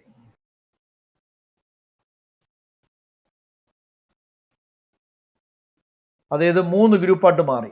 ഈ സ്പോട്ടുകളെല്ലാം കൂടെ 3 ഗ്രൂപ്പ് ഓഫ് സ്പോട്ട്. ഇതിനൊരു കാര്യം മനസ്സിലായി, radio active radiations consist of 3 ഗ്രൂപ്പുകളുണ്ട്. 3 ഗ്രൂപ്പുകളാണ് റേഡിയേറ്റിവിറ്റിക്കകത്തുള്ളത്. നേരത്തെ പറഞ്ഞതുപോലെ ഡീവിയേഷൻ ഇല്ലാതെ പോയത് ന്യൂട്രൽ, നെഗറ്റീവിന്റെ അടുത്തേക്ക് വന്നത് പോസിറ്റീവ്, പോസിറ്റീവിന്റെ അടുത്തേക്ക് വന്നത് നെഗറ്റീവ്. ഇതിൽ നിന്ന് 3 കാര്യങ്ങൾ എഴുതി. പോസിറ്റീവിന്റെ അടുത്തേക്ക് വന്നതുകൊണ്ട് ഇത് നെഗറ്റീവ്, നെഗറ്റീവിന്റെ അടുത്തേക്ക് വന്നതുകൊണ്ട് ഇത് പോസിറ്റീവ്. ഇതിന് നോ ചാർജ്, 0 ചാർജ്.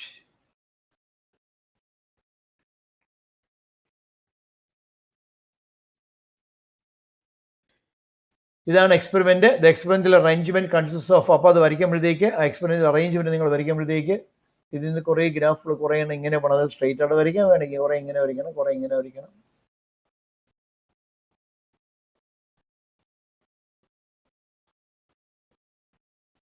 പോസിറ്റീവിൻ്റെ അടുത്തേക്ക് പോയത് ചാർജ് വളരെ കുറഞ്ഞതാണ്, അതിന് വേണമെങ്കിൽ വേറെ കളറിൽ വരയ്ക്കാം.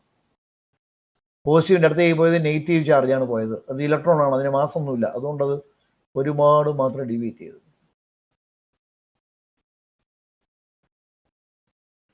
പിന്നെ ഒരു ഗ്രൂപ്പ് എന്ന് പറയുന്നത് ഇപ്പുറ സൈഡിലേക്ക് പോയി വീണു, ഇവിടെ ഇങ്ങനെ വന്ന് വീണു. 3ആയിട്ട് ഡിവൈഡ് ചെയ്തു. ഇത് സ്ട്രെയിറ്റ് ലൈനാണ്. ദേ ട്രാവൽസ് വിത്ത് ട്രമൻഡസ് സ്പീഡ്. അതുകൊണ്ട് ഇതെല്ലാം സ്ട്രെയിറ്റ് ലൈനായിട്ടേ കാണുള്ളൂ. ഇങ്ങനെ 3 ഗ്രൂപ്പായിട്ട് മാറി. ഇങ്ങനെ ചെറിയൊരു വളവ് വേണമെങ്കിൽ കാണിക്കാവുന്നേ ഉള്ളൂ. പക്ഷെ എനിക്ക് വളവ് വരയ്ക്കാൻ പ്രയാസമാണ്, ഞാനിങ്ങനെ വരച്ചതേ ഉള്ളൂ. ഈ നെഗറ്റീവിലേക്ക് വന്നത് പോസിറ്റീവ് ചാർജാണ്. പോസിറ്റീവ് ചാർജിന്റെ പാർട്ടിക്കിൾസ് ആണ് ആൽഫ പാർട്ടിക്കിൾസ്.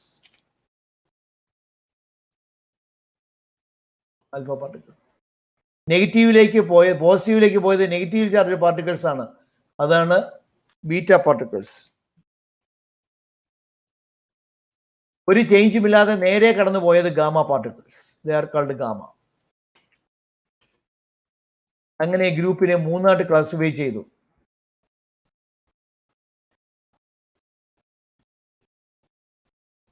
ഇതാണ് പടം. പരീക്ഷയ്ക്ക് ഇതൊന്നും വേണ്ട, ഇത് വരച്ചാൽ മതി, ഇത് മാത്രം വരച്ചാൽ മതി. ആദ്യത്തെ പടം ടിക്ക് ചെയ്തേ. ആദ്യം എക്സ്പെരിമെന്റ് ഇലക്ട്രിക് ഫീൽഡിൽ കണ്ടക്ട് ചെയ്തു, പിന്നെ എക്സ്പെരിമെന്റ് മാഗ്നറ്റിക് ഫീൽഡിൽ കണ്ടക്ട് ചെയ്തു. അതാണ് രണ്ട് പടം.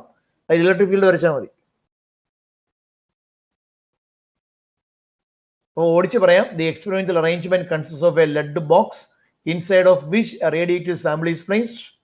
The radiations produced from the sample are allowed to incident on a photographic plate held above it. There are two metal plates on either side, P1 and P2, connected to positive and negative potential to form an electric field. ഈ experiment രണ്ട് face ആയിട്ട് നടന്നു. In the first phase there is no electric field on exposure. It is found that a group of spot is observed.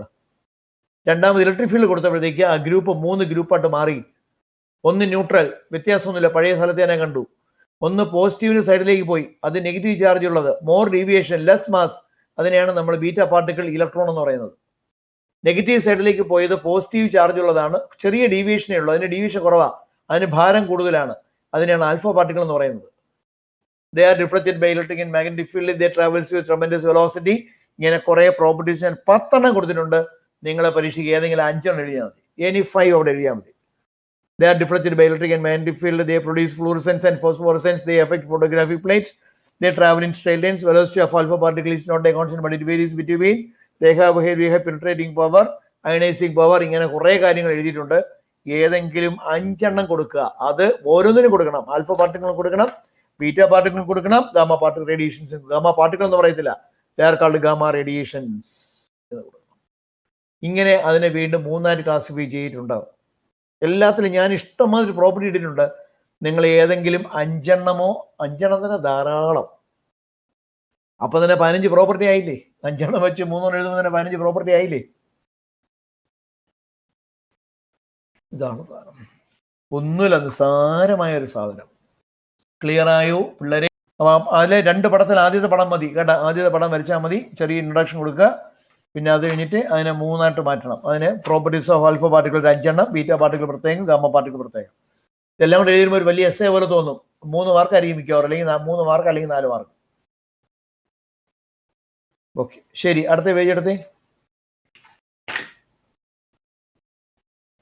Laws of റേഡിയോആക്ടിവിറ്റിക്കകത്ത് laws of റേഡിയോആക്ടിവിറ്റി ഇത് simple, വളരെ simple ചാപ്റ്ററാണ് modern physics. ഇത് laws of റേഡിയോആക്ടിവിറ്റി.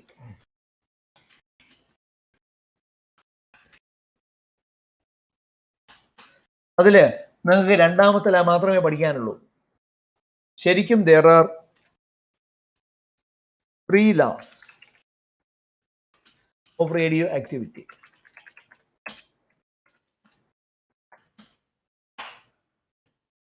അതിൽ 3ാമത്തെ ലാ മാത്രമേ പഠിക്കാൻ നിങ്ങൾക്കുള്ളൂ. 1ാമത്തെ ലാ എന്ന് പറയുന്നത്, ഒന്ന് ഞാൻ ജസ്റ്റ് പറഞ്ഞു പോവാം. ഇൻ ആൾ നോൺ, അറിയാവുന്ന, in all non radio active processes either an alpha or a beta particle is emitted at a time. At A time, അതായത് ഒരു സമയത്ത് ഒരു ആൽഫ പാർട്ടിക്കിൾ ഒരു ബീറ്റ പാർട്ടിക്കിൾ മാത്രമേ എമിറ്റ് ചെയ്യാവൂ. അല്ലാതെ ഒരു സമയം 25 ആൽഫ പാർട്ടിക്കിൾ അതാ ഒന്നിച്ചിറങ്ങിപ്പോയി, 12 ബീറ്റ പാർട്ടിക്കിൾ അടുത്തതാ പോകണം, അടുത്തൊരു 8 ആൽഫ പാർട്ടിക്കിൾ, അങ്ങനെയൊന്നും പോകില്ല. In all non-radioactive processes, either an alpha or a beta particle is emitted at a time. അതാണ് 1ാമത്തെ ലാ. 2ാമത്തത്, if an alpha or a beta particle is emitted, emit ചെയ്താൽ the new nucleus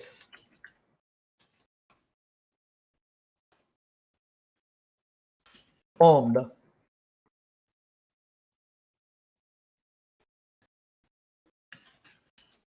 as its position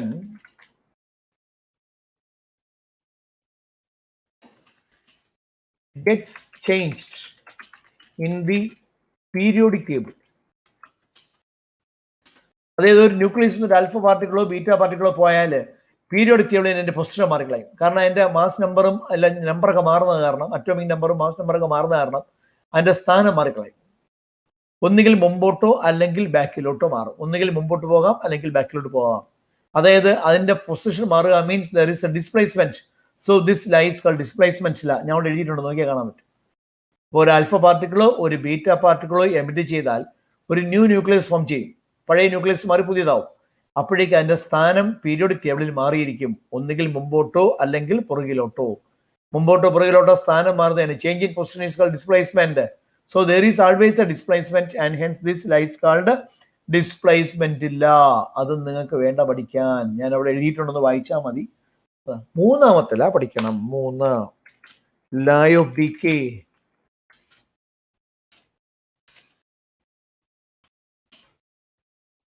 മരണത്തിന്റെ നിയമം എന്ന് പറഞ്ഞ law of ഡികേ വളരെ പ്രധാനമാണ്. അതും നിങ്ങൾക്ക് പരീക്ഷയ്ക്ക് ചോദിക്കും, പ്രോബ്ലം ചോദിക്കും. അതിനകത്തൊന്ന് നിങ്ങൾക്ക് സ്കൂളിൽ ഇത് പഠിപ്പിച്ചിട്ടുണ്ടെങ്കിൽ ലോ ഓഫ് ഡികേ നിങ്ങളുടെ പരീക്ഷയ്ക്ക് വരേണ്ടതാണ്. ലോ ഓഫ് ഡികേ എൻട്രൻസിന് വളരെ പ്രധാനമാണ്. എൻട്രൻസ് പോയിന്റിന് വളരെ പ്രധാനമാണ് ലോ ഓഫ് ഡികേ. പറഞ്ഞുതരാം. The number of atoms ആണ് number of atoms that disintegrate in 1 second. That is a rate of disintegration is always directly proportional to the total number of atoms present at that time. ഇതൊക്കെ ഇതുപോലെ എഴുതിയേ പറ്റൂ. The number of atoms that disintegrate in 1 second, that is the rate of disintegration, is always directly proportional to the total number of atoms present at that time എന്ന് പറഞ്ഞ പരീക്ഷയ്ക്ക്. ഇത് പണ്ട് സ്ഥിരമായിട്ട് 3 മാർക്കിന് ചോദിച്ചിരുന്നു. ഇപ്പൊ സിലബസ് ഈ വർഷത്ത് മാറ്റിയെന്ന് എനിക്ക് അറിഞ്ഞോ. പക്ഷേ എൻട്രൻസിന് ഇത് പഠിച്ചേ പറ്റൂ. എൻട്രൻസിന് ആകെ ചോദ്യമുള്ള ഒരു ഇക്വേഷൻ ഇത് മാത്രമല്ല, വേറെ ഇക്വേഷൻ ഒന്നും ഇല്ല. നമുക്ക് സിമ്പിളായിട്ട് ഞാൻ പറഞ്ഞുതരാം. നോക്കാം.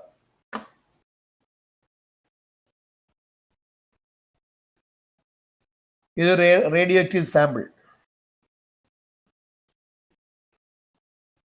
Time t is equal to 0. N0 number of atoms present.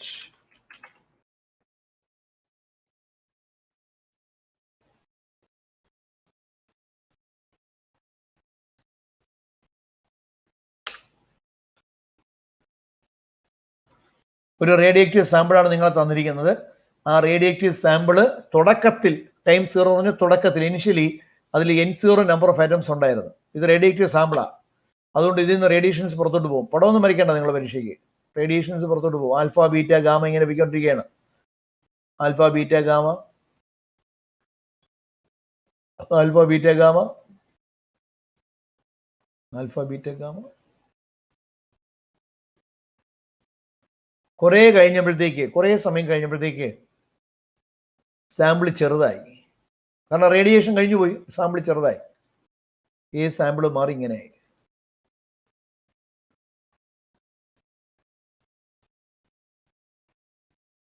After some time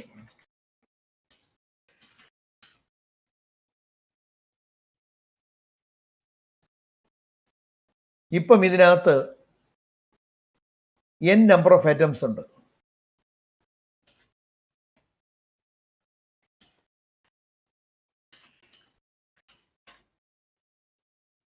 ഈ സമയം കഴിഞ്ഞപ്പോഴത്തേക്ക് അതിൽ n നമ്പർ ഓഫ് ആറ്റംസേ ഉള്ളൂ. തുടക്കത്തിൽ N0 നമ്പർ ഉണ്ടായിരുന്നു. സമയം കഴിഞ്ഞപ്പോഴത്തേക്ക് n നമ്പർ ഓഫ് ആറ്റംസ് അതിനകത്തുണ്ട്. എന്ന് പറഞ്ഞാൽ ഇതിപ്പോഴും റേഡിയേഷൻ നടന്നുകൊണ്ടിരിക്കുകയാണ്. ഇതിനകത്തുനിന്ന് ഈ പാർട്ടിക്കിൾസ് ഇങ്ങനെ പുറത്ത് വയ്ക്കൊണ്ടിരിക്കുകയാണ്. ഇങ്ങനെ പോകുന്നു, പാർട്ടിക്കിൾസ് ഇങ്ങനെ പോകുന്നു, പാർട്ടിക്കിൾസ് ഇങ്ങനെ പോകുന്നു, പാർട്ടിക്കിൾസ് ഇങ്ങനെ പോകുന്നു, പാർട്ടിക്കിൾസ് ഇങ്ങനെ. നേരത്തെ നല്ല റേഡിയേഷൻ ഉണ്ടായിരുന്നു. നേരത്തെ നല്ല ഉഗ്ര റേഡിയേഷൻ ആയിരുന്നു. റേഡിയേഷൻ അളവ് കുറഞ്ഞു.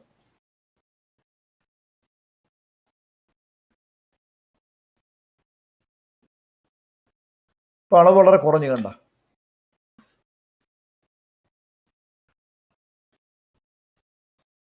in dt seconds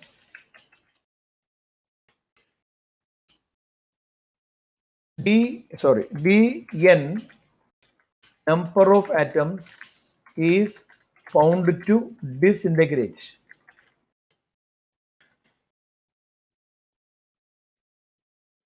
അതായത് dt second dn number of atoms ഇതിൽ നിന്ന് മരിച്ചുപോയി. ഇങ്ങനെ മരിച്ചുകൊണ്ടിരിക്കുകയാണ്. ഓരോ dt സെക്കൻഡിലും dn നമ്പർ ഓഫ് ആറ്റംസ് മരിച്ചുകൊണ്ടേയിരിക്കുകയാണ്. അപ്പൊ നമ്മുടെ കണ്ടീഷൻ ഇതാണ്. നോക്കുക, ഒരു റേഡിയേറ്റീവ് സാമ്പിൾ തുടങ്ങുമ്പോഴത്തേക്ക് അത് n0 നമ്പർ ഓഫ് ആറ്റംസ് ഉണ്ടായിരുന്നു.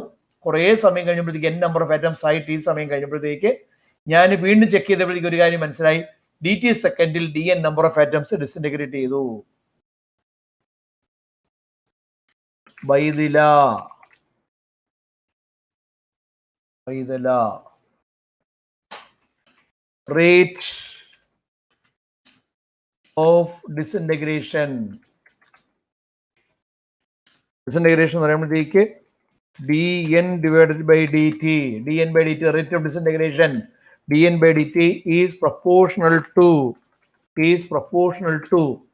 n number of atoms present at that time. അതാണ് പറഞ്ഞിരിക്കുന്നത്. rate of disintegration depends on the number of atoms present at that time. ഇപ്പൊ dn by dt number of atoms disintegrate n atoms ഉള്ളപ്പോഴാണ്. so rate of disintegration depends on n. ഇവിടെ ഞാൻ ഒരു minus sign ഇട്ടു, ഒരു minus sign കൊടുത്തു. the negative sign shows that it is a disintegration process. ഞാൻ മരിക്കുക, ഇത് നമ്പർ കുറഞ്ഞുകൊണ്ടിരിക്കുന്നത് കാണിക്കാനാണ് ഒരു മൈനസ് സൈൻ കൊടുത്തത്.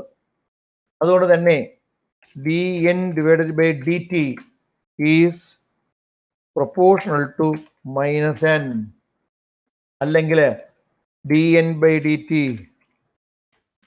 is equal to minus lambda into n. Lambda എനിക്ക് എഴുതാനേ പറ്റൂ. Minus lambda into n, where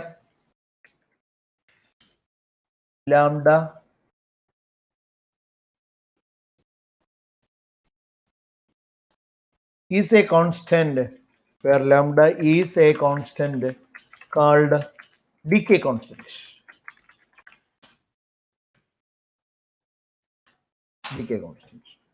ഞാൻ ചെയ്തത് അടുത്തത് dn by n എന്ന് എഴുതി. dn by n equals cross multiply ചെയ്താൽ മതി മൈനസ് ലാംഡ ഇൻറ്റു dt. ഇവിടെ ഒരു മൈനസ് ലാംഡ അവിടെ കൊടുത്തേ. ഞാൻ വേറൊന്നും ചെയ്തില്ല. dn ഇങ്ങ് താഴെ കൊണ്ടുവന്നിട്ട് dt അങ്ങ് മോളിൽ കൊണ്ടുപോയി. dn by n is equal to minus lambda into dt. ശരി, integrating dn by n integrate ചെയ്യുമ്പോഴത്തേക്ക് log n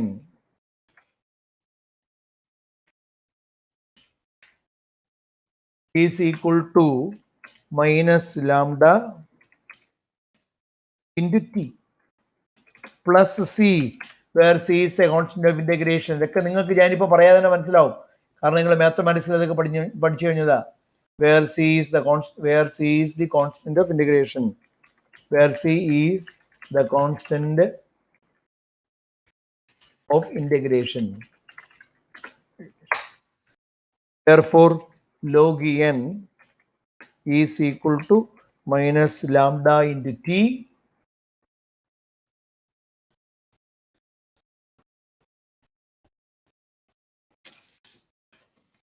plus c. To find c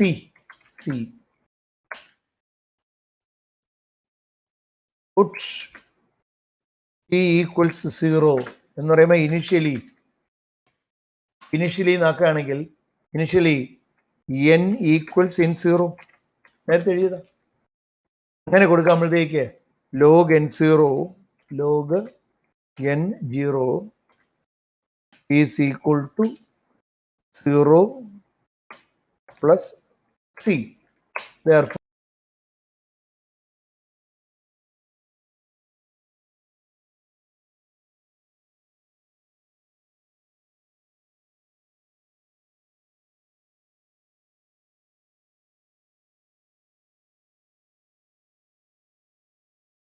present at that time proportional to n.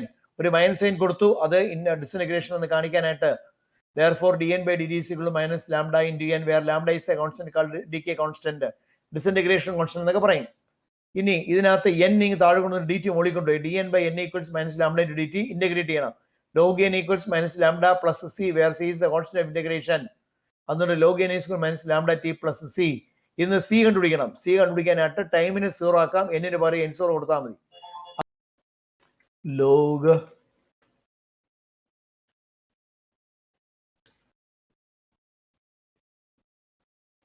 n is equal to 0 plus c. Log n0 is equal to 0 plus c.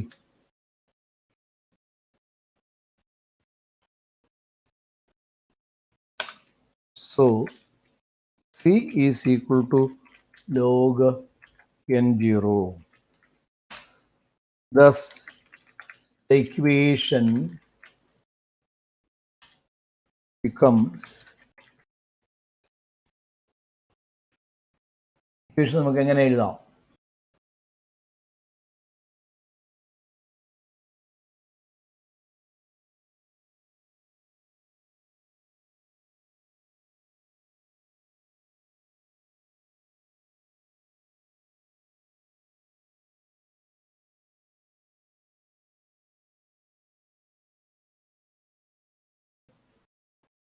അപ്പോൾ log n is equal to lambda t plus log n 0. നമുക്ക് lambda വേണമെങ്കിൽ നമുക്ക് lambda എഴുതാം. അവിടെ lambda എന്ന് എഴുതി ചേർക്കാനേ പറ്റൂ.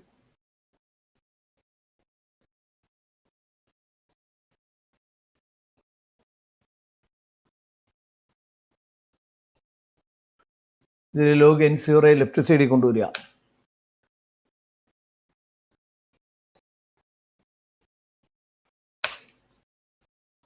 log n minus log n0 is equal to, ഇവിടെ ഒരു മൈനസ് ഉണ്ട്, മൈനസ് ലാംഡ ടി.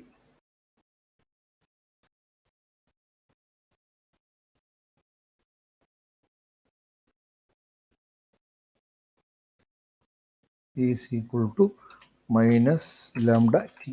നമ്മുടെ അവിടെ എഴുതണം. ലാംഡ സിമ്പിൾ അവൈലബിൾ അല്ല, എഴുതാനേ പറ്റും. log a minus log b എന്ന് പറയുമ്പോഴത്തേക്ക് log a by b.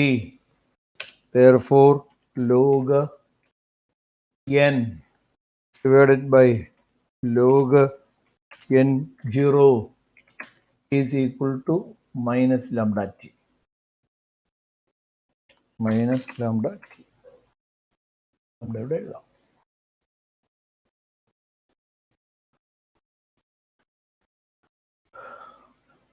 log a by log b, log a by b എന്ന് എഴുതാം.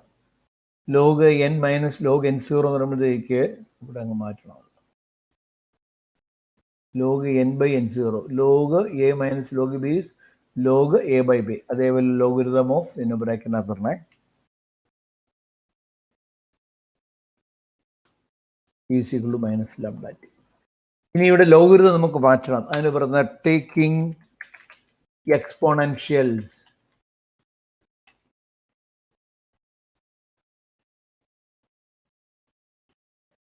എക്സ്പോണൻഷ്യൽസ് എടുക്കുക. എക്സ്പോണൻഷ്യൽ എടുക്കുക എന്ന് പറയുമ്പോഴത്തേക്ക് ലോഗരിതം പോയി കിട്ടും. പിന്നെ ബാക്കി നമുക്ക് വരുന്നത് n by n0. ബാക്കി വരുന്ന n by n0 is equal to e raised to exponential raised to minus lambda t മോളിപ്പോൾ. അത് നമുക്ക് വേറെ ഒരിടത്ത് എഴുതിയിട്ട് ഇങ്ങ് കൊണ്ടുവരാം. മൈനസ് ലാംഡ ടി എന്ന് എഴുതിയിട്ടാണ് മോളിൽ കൊടുത്താൽ ലാംഡ ഇട്ട് കൊടുത്താൽ. എക്സ്പോണൻഷ്യൽ, ഈ പ്രോസസ്സിനെ എക്സ്പോണൻഷ്യൽ എടുക്കുക എന്ന് പറയും. എക്സ്പോണൻഷ്യൽ എടുക്കാറെന്ന് പറയുമ്പോഴത്തേക്ക് ലോഗരിതം നമുക്ക് മാറും, ലോഗരിതം ഫ്രീ ആവും. പകരം റൈറ്റ് സൈഡിൽ ഇ റൈസ്റ്റ് വരും. ഇ റൈസ്റ്റ് വരുന്നതുകൊണ്ടാണ് എക്സ്പോണൻഷ്യൽ എന്ന് പറയുന്നത്. അവസാനം അതിനെ ക്രോസ് മൾട്ടിപ്ലൈ ചെയ്യുമ്പോഴത്തേക്ക് ഫൈനൽ ഫോർമാറ്റ് ആയി. Therefore, so n is equal to n0 into e raised to minus lambda t ഇതും കട്ടാൻ പേസ്റ്റ് ചെയ്താൽ മതി, പോവില്ല. ഇൻറ്റു e raised to ഇത് പോവില്ല, അപ്പോൾ മൈനസ് ലാംഡ ടി സെപ്പറേറ്റ് എടുക്കാനേ പറ്റും. മൈനസ് ലാംഡ ടി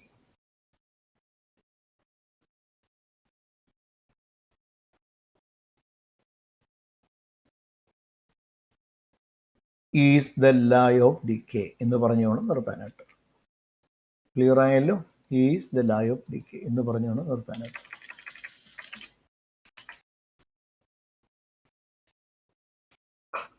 ലാ ഓഫ് ഡിക്കേ. ടെന്നൽ എക്സ്പ്ലെയിൻ ലാ ഓഫ് ഡിക്കേ എന്ന് പറഞ്ഞാൽ ഇതുവരെ ആണ് നമ്മൾ ഉദ്ദേശിക്കുന്നത്. അവിടെ സൈഡിൽ ഒരു ഗ്രാഫ് കൊടുത്തിട്ടുണ്ട്, ആ ഗ്രാഫും കൂടെ വരയ്ക്കണം. ഗ്രാഫ് ബുക്കിനകത്തുകൊണ്ട് മാർക്ക് ചെയ്യുന്നുണ്ടാൽ മതി. ഇതിനോട് ചേർന്ന് വരുന്ന വേറൊരു ക്വസ്റ്റ്യൻ ആണ് half life period. Half life period represented by t half.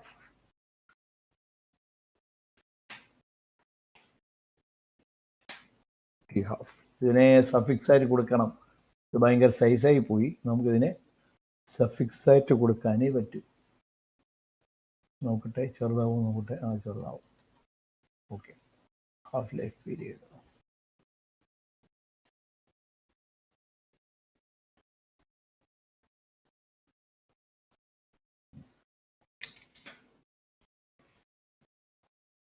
വലുതായിക്കളെ.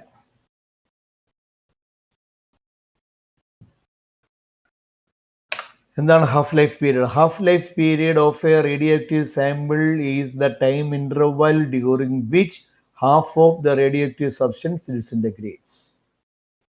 എന്ന് പറഞ്ഞാൽ ഒരു റേഡിയോആക്റ്റീവ് സാമ്പിളിൽ ഇപ്പം എത്ര എണ്ണം ആറ്റംസ് ഉണ്ടോ അത് പകുതിയാകാൻ എത്ര സമയം വേണമോ ദാറ്റ് സമയം is called half life period.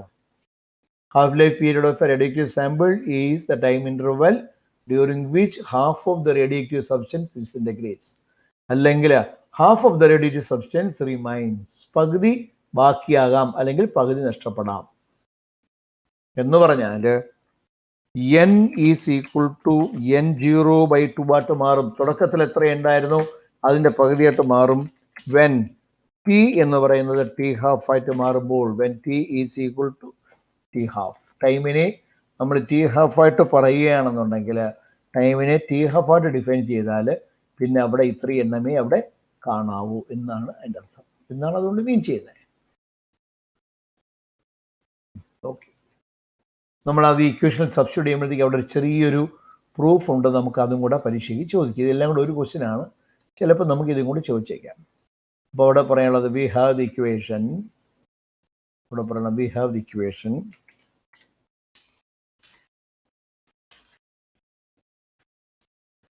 n is equal to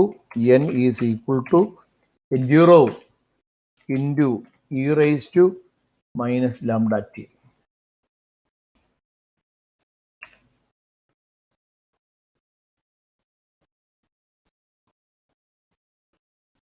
lambda ഇവിടെ ആഡ് ചെയ്യാം.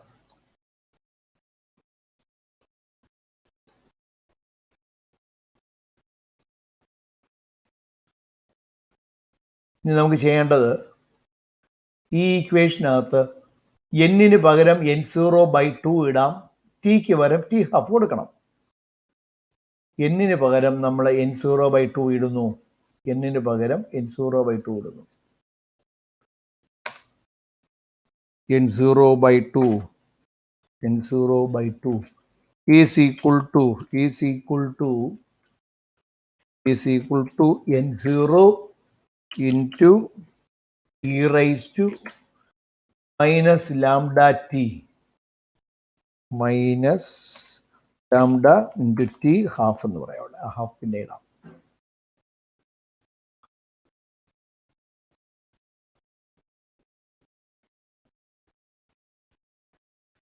കുഴപ്പമില്ല, തുറക്കാം.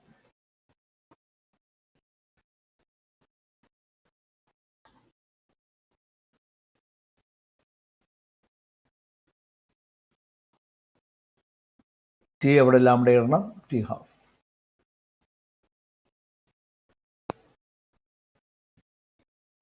ഈ ഹാഫിനെ കട്ടാൻ പേസ്റ്റ് ചെയ്യാം.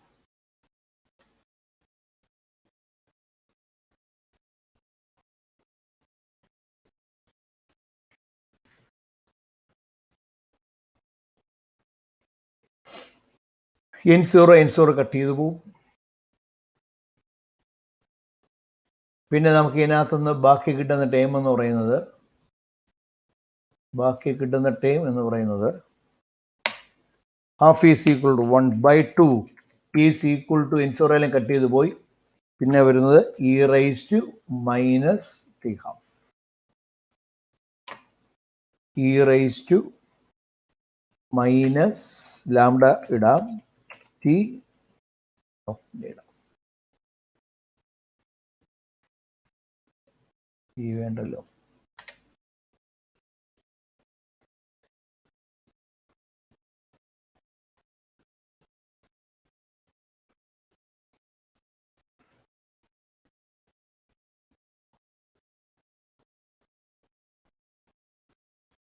ലാംഡ. ഇവിടെ ഈക്വേഷൻ ഒരു എക്സ്പോണൻഷ്യൽ ഉണ്ട്. നേരത്തെ നമ്മൾ ലോഗരിതം കളയാൻ എക്സ്പോണൻഷ്യൽ എടുത്തു. എക്സ്പോണൻഷ്യൽ മാറ്റണം. അപ്പോൾ അതിന് നമ്മൾ തിരിച്ച് വീണ്ടും നേരത്തെ എന്ത് ചെയ്തു ആ കാര്യം തന്നെ നമ്മൾ തിരിച്ച് ചെയ്യും. അവിടെ നമ്മൾ പറയുന്നത് ടേക്കിംഗ് ലോഗരിതംസ്.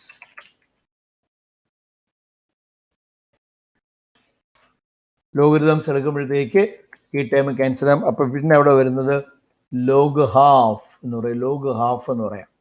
അല്ലെങ്കിൽ ഇവിടെ വേണമെന്നുണ്ടെങ്കിൽ നമുക്ക് എളുപ്പത്തിനൊരു കാര്യം ചെയ്യാം. നമുക്ക് ഇതിന് പകരം വേണമെങ്കിൽ ഒരു കാര്യം ചെയ്യാം എന്നുള്ളത് ടേക്കിംഗ് റെസിപ്രോക്കൽസ്. റെസിപ്രോക്കൽസ് എടുക്കുമ്പോഴത്തേക്ക് 2 ആവും. 2 ഈസ് ഈക്വൽ ടു മൈനസ് പോവും. ഈ raise to lambda into T half എന്ന് വരും. ലാംഡ ഇൻറ്റു ടി ഹാഫ് എന്ന് വരും. കിട്ടൂല.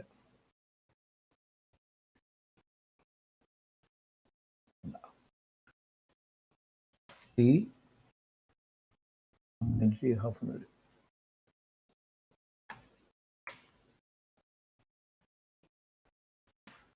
ടി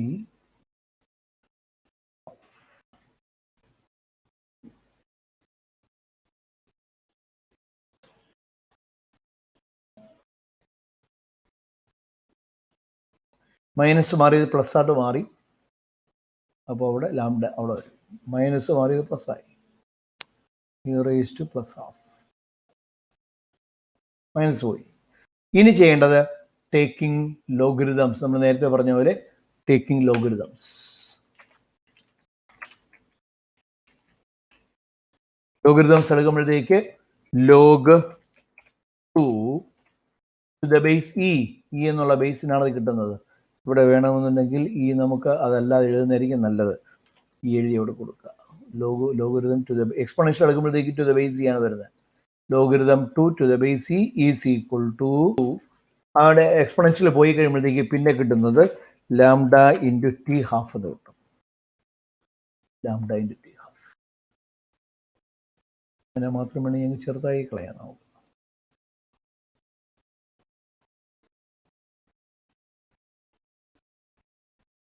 ലോഗ് 2 എന്നുള്ളതിൻ്റെ value to the base E എന്ന് പറയുന്ന വാല്യൂ എന്ന് പറയുന്നത് 0.693 ആണ്. അത് അടുത്ത സ്റ്റെപ്പായിട്ട് എഴുതിയാലും മതി. 0.693 is equal to lambda into t half. Lambda into t half. അങ്ങനെയാണെന്നുണ്ടെങ്കിൽ അടുത്ത ലാസ്റ്റ് സ്റ്റെപ്പായിട്ട് നമുക്ക് കൊടുക്കാവുന്നത് അങ്ങനെയാണെന്നുണ്ടെങ്കിൽ so what is T half? T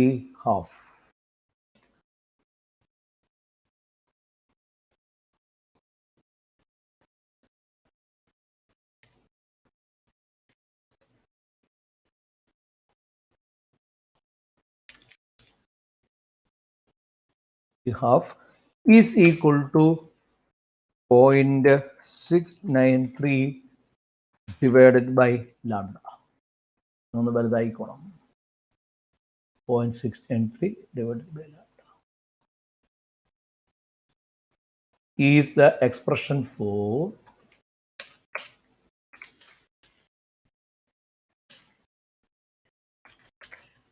half-life period.